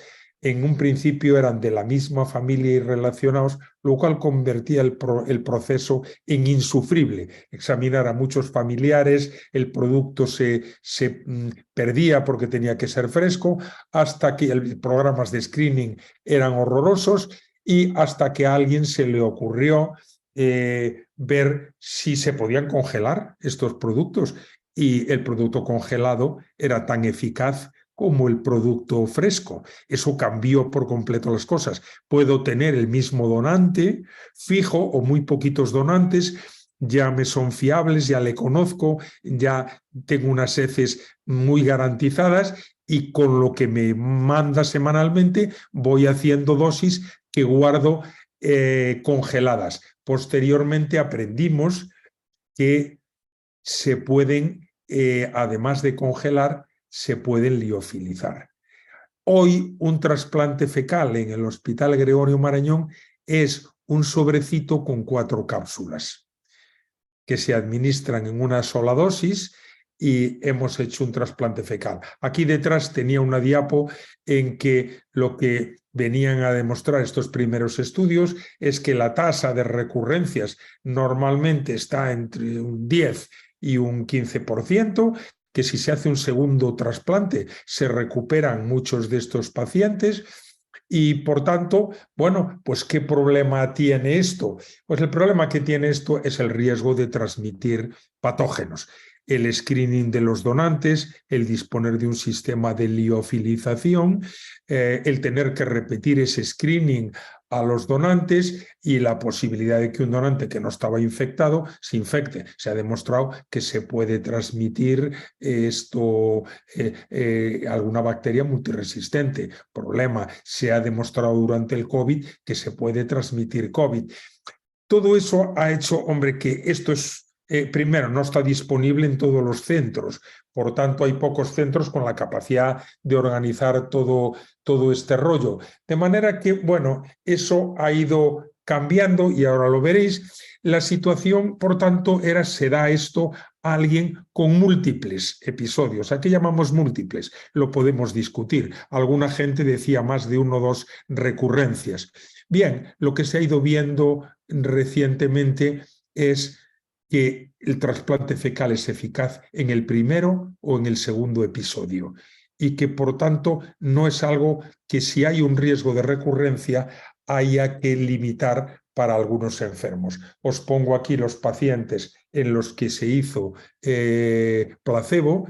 21 casos, se resolvieron 7, mientras que la diferencia era enorme en los que se hizo un trasplante precoz. De manera que trasplante fecal en el primer episodio o en la primera recurrencia, pues depende de cómo están las cosas. Y las cosas están cambiando incluso más allá, porque si revisáis lo que está en el tintero ahora, son decenas de posibilidades de forma, y os he hecho esta gráfica con algunas que he retomado, en que ya veis que hay ya productos comerciales que bien dependen de bacterias vivas que aportan pacientes, o bien se hacen crecer ya a partir de esporas en el laboratorio, no necesitando ya donantes. Lo que sí está demostrado hoy, que no hacen falta tampoco todas las cepas y todas las especies,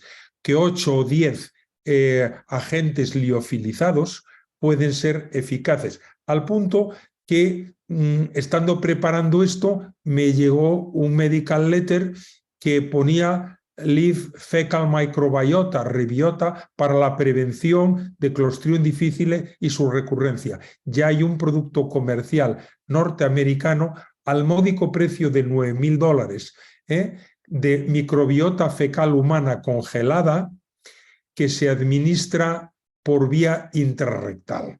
Bueno, esto tiene 4 telediarios, porque de eso a pasar un producto que se administre por vía oral, no necesita inyección interrectal y no cueste $9.000, tiene que pasar poquísimo tiempo. Pero que sepáis que hay ya este producto que está en el mercado. Frente a esto, un producto muy interesante, ya preparación de laboratorio, el SER-109 es un preparado de microbioma hecho artificialmente en el laboratorio, con algunas dudas en el estudio inicial en fase 2, pero que ya está a punto, si no lo ha sido, de ser aceptado por la FDA, con lo cual probablemente esto sea, a mi juicio, la muerte próxima del trasplante fecal, como lo hemos conocido hasta ahora, incluido el fresco, el congelado y probablemente el liofilizado. Os dejo algunos artículos aquí para que veáis un poco los datos que hay. Este es el estudio del New England, que es un estudio doble ciego en fase 3, gente que había tenido más de 2 episodios, se dan 4 cápsulas 3 días y hay una diferencia, como veis, muy sustancial de 40 a un 12% de recurrencias con una tolerancia extraordinariamente buena. Además, hay un estudio que ha demostrado que esto se asocia a una calidad de vida estupenda y que, por tanto, esto es lo que está cambiando. Vamos a ir a un trasplante fecal que no requiere donantes humanos, preparado a partir de especies bacterianas, eficaz y esperemos que más barato de lo que ha salido hasta ahora en el mercado. Bueno, os dejo muchas diapositivas del SER-109. Deciros que se han utilizado otros métodos como el ácido ursodesoxicólico para suplementar el problema de las sales biliares, de los ácidos biliares, con pocos datos que yo haya visto recientemente, que el uso de bezlotusumab y trasplante fecal es algo que hemos comparado nosotros ahora. Es decir, cuando hemos tenido que hacer algo, como no hacemos las dos cosas a la vez, que no nos atrevemos, a una gente le hemos dado bezlo y a otra cosa a gente le hemos dado microbiota. Los enfermos no son iguales, pero las respuestas han sido bastante parecidas, ¿no? Y desciende claramente la incidencia de este problema. Hay estudios de todo tipo. He revisado un poco el último año.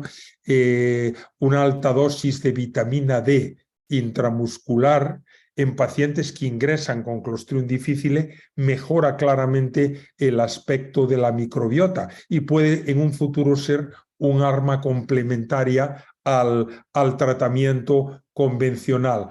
Vais a encontrar todo tipo de estudios. Ayer, por casualidad, entré buscando la situación del clinical trials. ¿Cuántos clinical trials hay que respondan a la palabra difficile and treatment? 300 y pico. Yo no sé qué va a pasar ahí. Muchos productos se van a quedar en el aire. Una vacuna. Bueno, hace 3 años hubiéramos dedicado más diapos a esto, muy entusiasmados, los estudios preliminares parecían estupendos, se monta el gran estudio, 326 hospitales, más de 15.000 pacientes enrolados, adultos mayores de 50 años, con un riesgo más elevado porque reciben antibióticos, etcétera, de tener un difficile, estudio parado por futilidad. Ningún impacto de la vacuna, lo cual, a mi juicio, ha echado un jarro de agua a este campo de la investigación.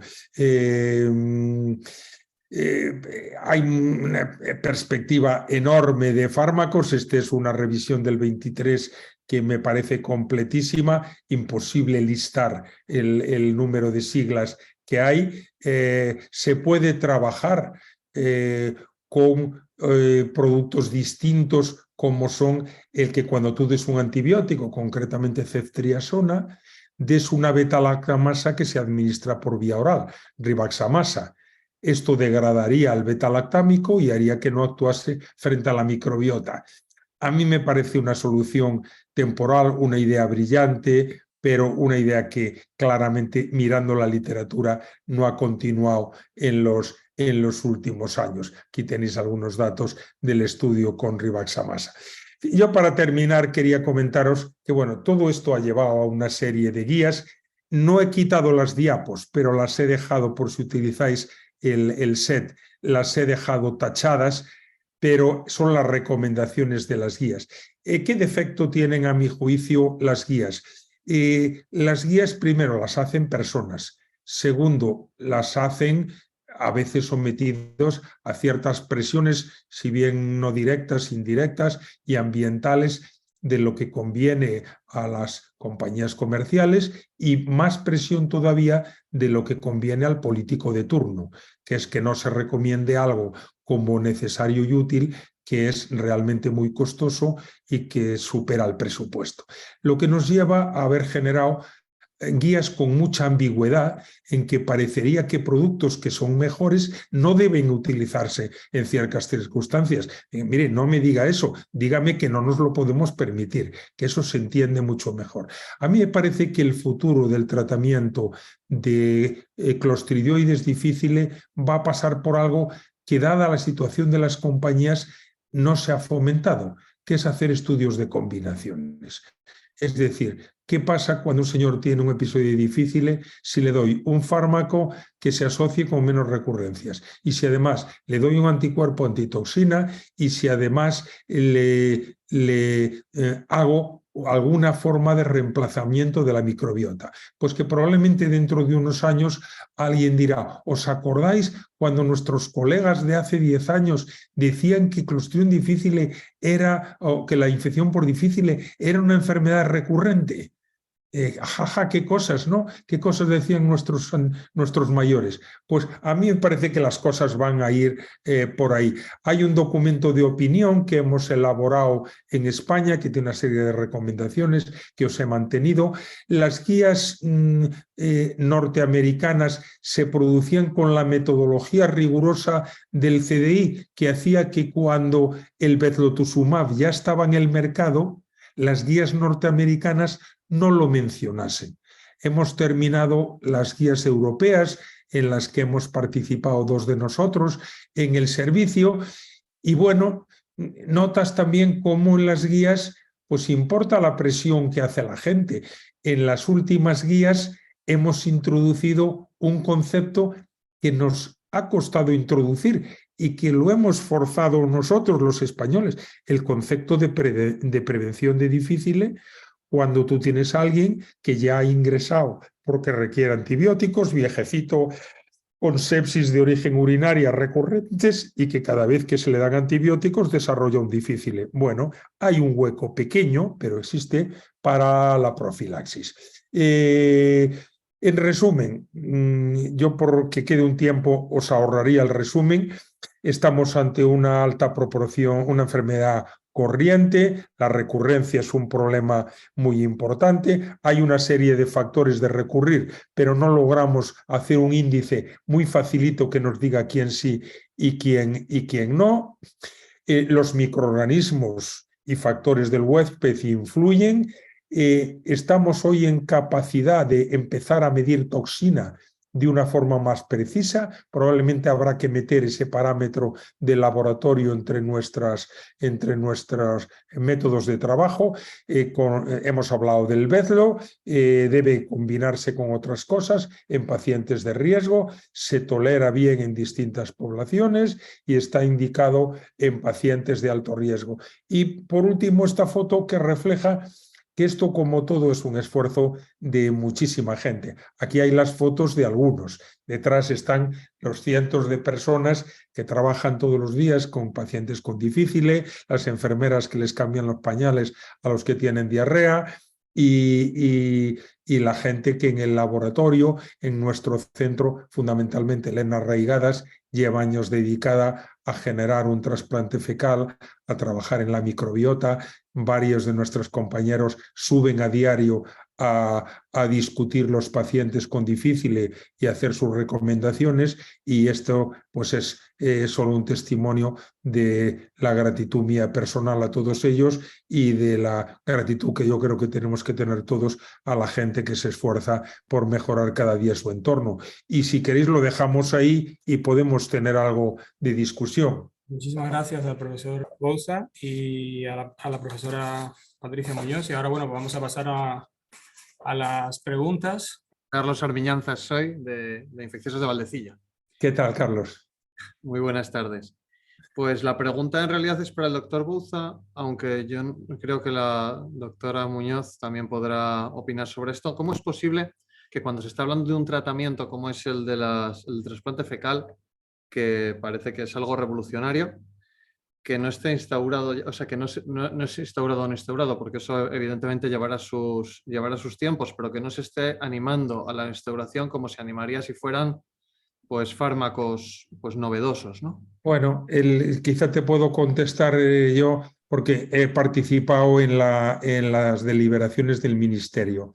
Trasplante fecal, el problema es, primero, el producto es como estábamos hace un tiempo y como estamos todavía hasta estos primeros productos. Primero, el donante es heterogéneo y difícil de obtener. Y en buena ley tú tendrías que repetir ciertos controles cada día que un señor te trae una caca, porque no sabes qué ha adquirido de ayer a hoy. Segundo, el procesamiento de una muestra clínica tan variable es muy aleatorio. La carga que produces probablemente no estamos produciendo una muestra igual.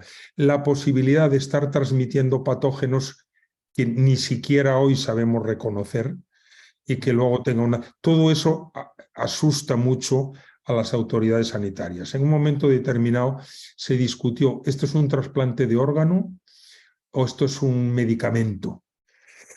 No es un trasplante de órgano al uso, no es un medicamento, pero tiene que tener una regulación particular y provisional. Bueno, estamos llegando al final de las conclusiones de la regulación de la forma de hacerlo, como siempre. Cuando llevamos 4 o 5 años, pandemia por medio, dándole vuelta a esto, y cuando esto salga, toda la guía va a ser inútil. Es decir, ya va a haber un producto comercial fabricado con esporas trabajadas en el laboratorio, libres de patógenos, que hacen el mismo trabajo y que dejan total opinión personal, pero que yo creo que vamos a llegar tarde con una regulación que el desarrollo de la ciencia y de la industria pues nos va ganando el tiempo. Cuando salga la regulación, creo que muchos hospitales no se van a plantear esto. Como lo estábamos nosotros planteando, el ideal es llegar a bancos a tener un producto liofilizado y a poder distribuir esto en menos de 24 horas, por lo menos regionalmente, tener como una especie de banco. Depende, yo creo, de que este modelo pueda seguir así, el que se encuentren indicaciones para el trasplante que sigan requiriendo la muestra total para cosas como puede ser los niños con problemas psiquiátricos, otras formas de disbiosis. Pero por donde va el difícil, yo creo que vamos a llegar tarde. Perfecto. Muchas gracias. Tenemos algunas preguntas aquí en el chat. ¿Ya está implantado el trasplante fecal en todos los hospitales en España? No. En muy pocos. Es parte del problema. Y por las razones que hemos comentado. Quiero decir, hay una serie de dificultades que no son baladís, desde riesgos a muestra, a procesamiento, el sistema de liofilización que ha desarrollado Elena en nuestro hospital era único en Europa en el momento que lo hemos terminado. Es decir, lograr eficacia con 4 cápsulas, pues mucha gente le costaba trabajo creérselo. Y por tanto, ya digo, y por medio se ha metido el COVID y son las razones. ¿Cuál es su opinión sobre la asociación de Veslotoxumab con fidaxomicina en vez de vancomicina que vemos menos en la literatura. ¿Cuál es la situación de vedlotusumab? La indicación de vedlotusumab en las últimas Darlo guías... asociado, Emilio, si darlo asociado. Vamos a ver, vedlotusumab es para darlo asociado. Quiero decir, no es un tratamiento único, yo creo que es un tratamiento en asociación o a la terminación o durante el tratamiento de un fármaco. El problema es a quién. Y una de las dudas es, ¿este fármaco en prevención de recurrencias es igual, mejor o peor que la Fidaxo? Ah, no lo sabemos, no hay un estudio. Entonces, si le doy Fidaxo, ¿quién me ha demostrado que tengo algo que ganar? Pues no hay esos estudios añadidos.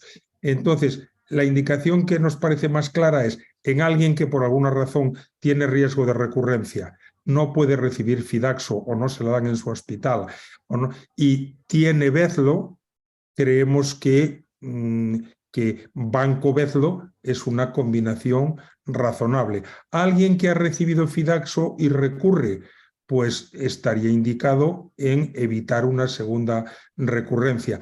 Pero faltan muchos estudios de todas esas situaciones que no son exactamente la de los ensayos clínicos. Respondiendo a esto, si les contase las deliberaciones que hay detrás de las guidelines que han aparecido, he de decir que una parte de Europa defendió con mucha más vehemencia que otra la presencia de vedlotusumab en las guías. Había una parte de Europa que creía que esa presencia no era necesaria o testimonial. Una parte de Europa sesuda y respetable. De manera que esa aparición, como aparecen las guidelines y las indicaciones, fue tremendamente discutida, porque había gente que decía, oye, si tenemos Fidaxo y trasplante fecal, ¿para qué queremos vedlotusumab? Esto es muy caro. Claro, esto también depende de los precios en cada sitio, de cada producto, de las presiones de la industria, etc. O sea que el que hace la pregunta tiene razón en preguntar, porque claro no está. Yo tengo una pregunta ahora para hacerle trabajar a Patricia. ¿Vale? Patricia, vamos a la realidad, a la pollata y a la cabecera del enfermo. ¿Qué hacéis en el laboratorio para difíciles y qué tratamiento utilizáis arriba a la cabecera del enfermo? Pues veo que hay una pregunta en el chat que nos está diciendo, lo primero es ¿a quién le hacemos difíciles? Si microbiología activamente añade petición de difíciles. Y la respuesta es sí. Hace ya muchos años que nosotros a todas las diarreas le añadimos difíciles, por lo menos en la primera muestra, ¿sabes? O sea, que gracias a eso, en muchos casos en medicina primaria, hemos podido detectar casos de difíciles. O sea, que en ese sentido sí que lo hacemos.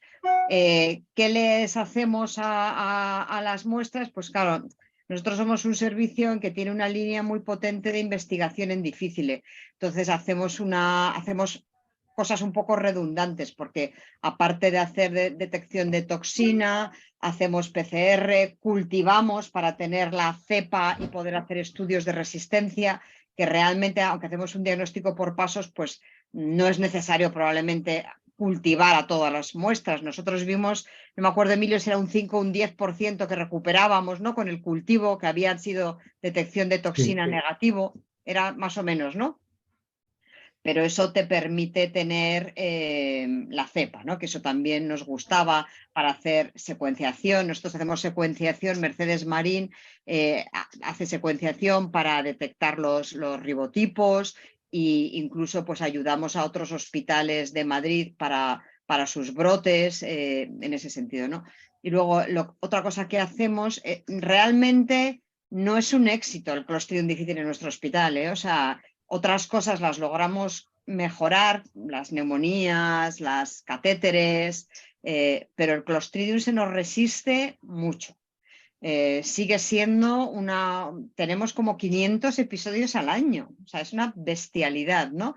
Claro, ahí incluimos muchos de primaria que otros hospitales no detectan, ¿no? Pero tenemos mucho.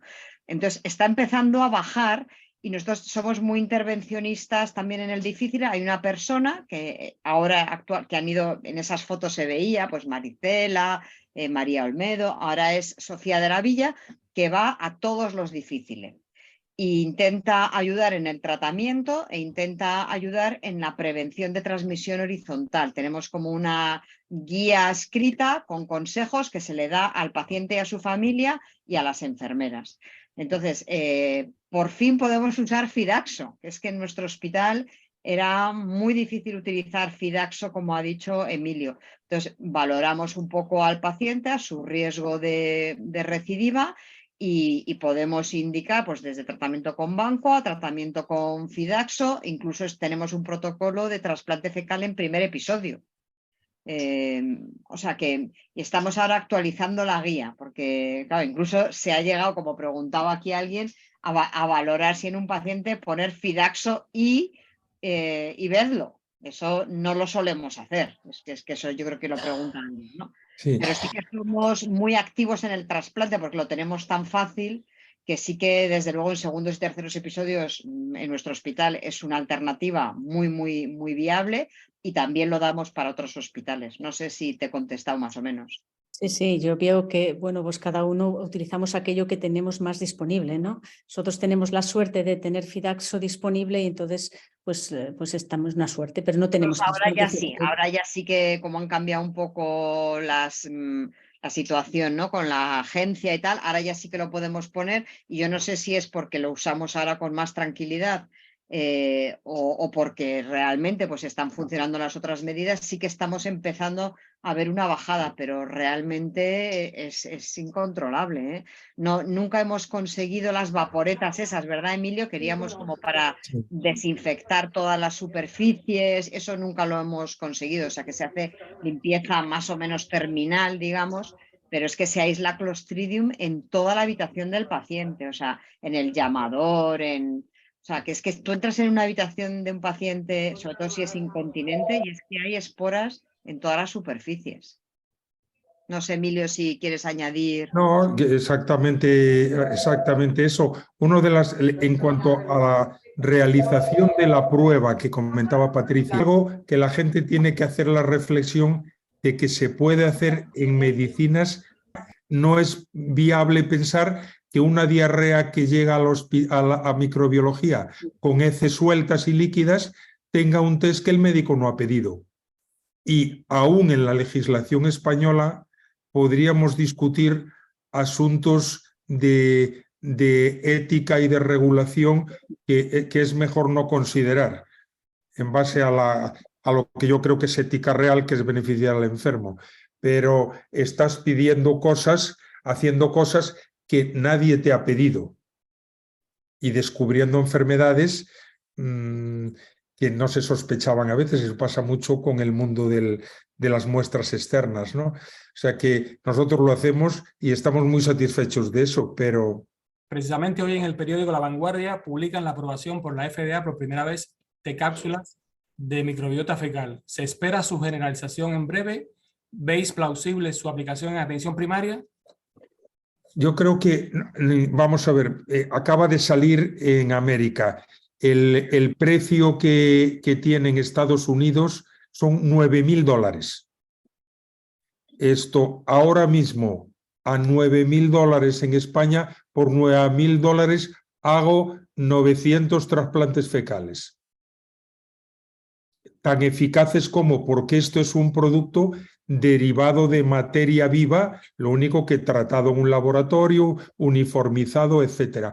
Es decir, yo a este producto, que me parece muy interesante conceptualmente, ya tenemos un primer producto en el mercado, ya alguien ha hecho ese esfuerzo. Si eres un jeque árabe o un rico norteamericano, pues ahora mismo te lo permites, pero de forma generalizada, tratar una enfermedad que produce 500 episodios al año en un solo hospital, que no es gravísima y para las que hay alternativas, con un producto de $9.000 que básicamente es caca concentrada, a mí no me parece que sea algo que yo como autoridad sanitaria potenciarse como gran logro y su distribución inmediata en el país. Me parece que marca un camino, que cuando llegue el camino final de esto va a ser un producto tremendamente barato, muy sencillo y fabricado a partir de laboratorio, que valga 2 duros.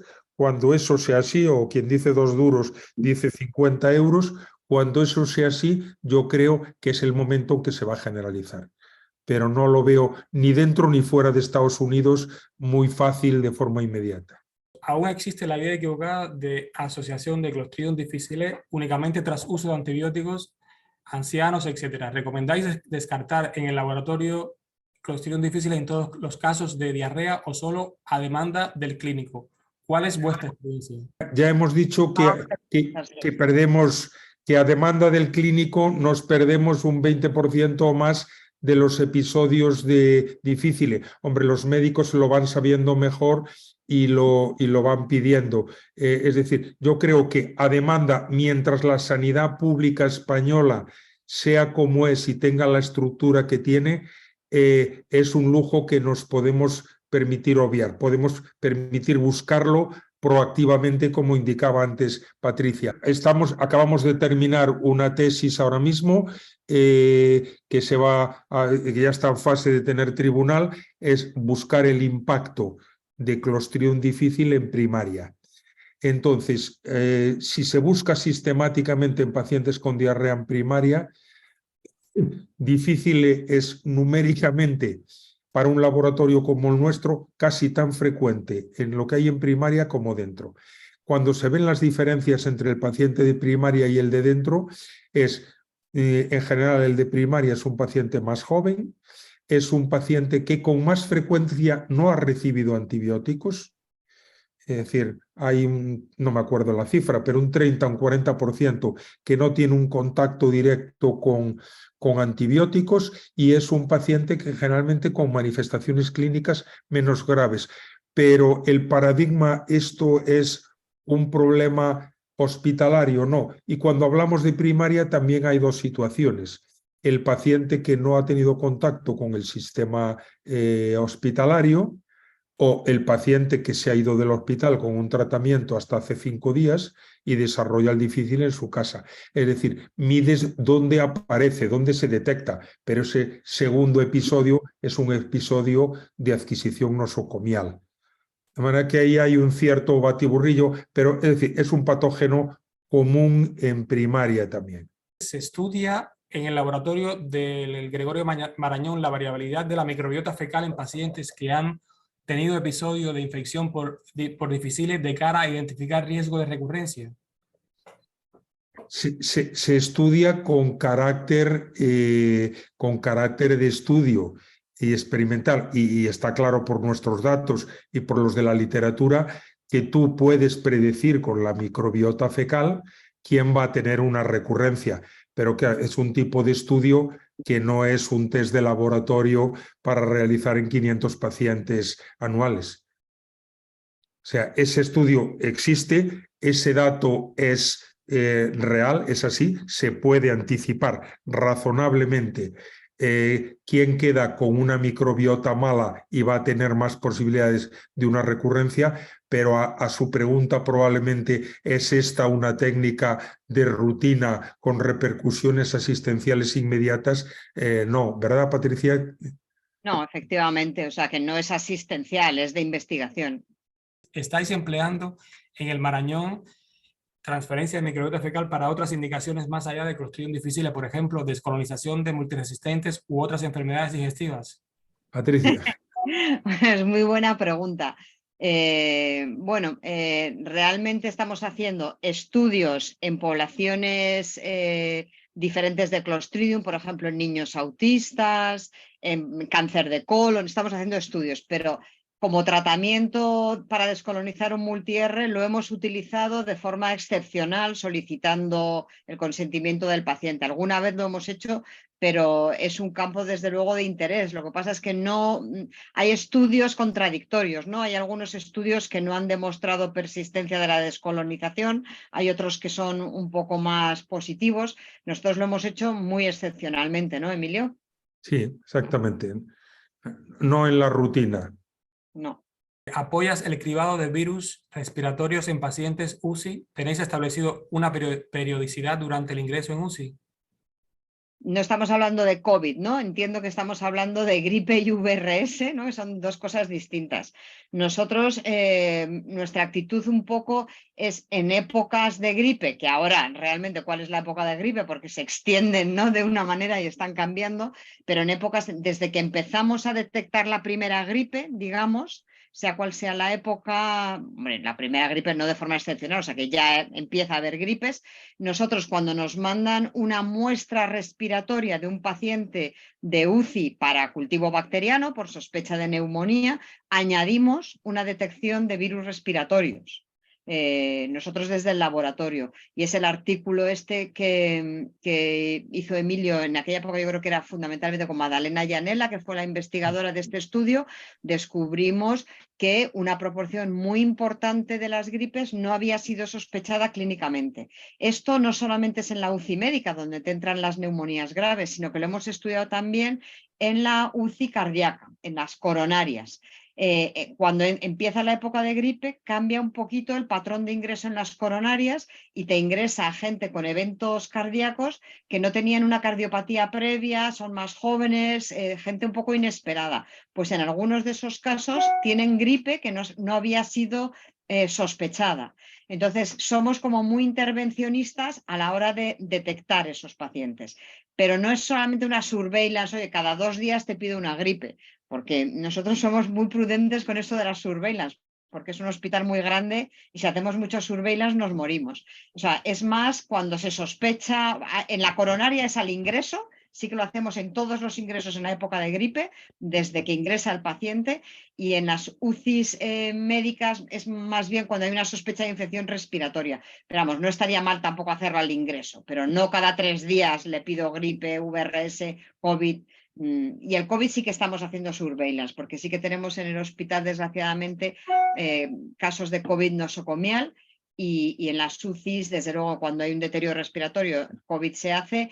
Y durante la época más dura, que había más casos, sí que hacíamos surveillance cada X días. Yo quería reiterar las gracias a los profesores Patricia Muñoz y Emilio Bouza. Ha sido unas ponencias excelentes, la verdad. Estoy encantado por haber estado moderando esta sesión, y también quería agradecer nuevamente a la doctora Carmen Fariñas por habernos por organizar el curso y haberme invitado como ponente en esta sesión. Carmen, si querías añadir alguna cosa. Pues yo ahora me toca deciros adiós, pero no sin antes daros las gracias por estar disponibles. Sé cómo estáis de ocupados y bueno, pues disponer de una tarde así, siempre decimos aquí es un lujo, pero es cierto.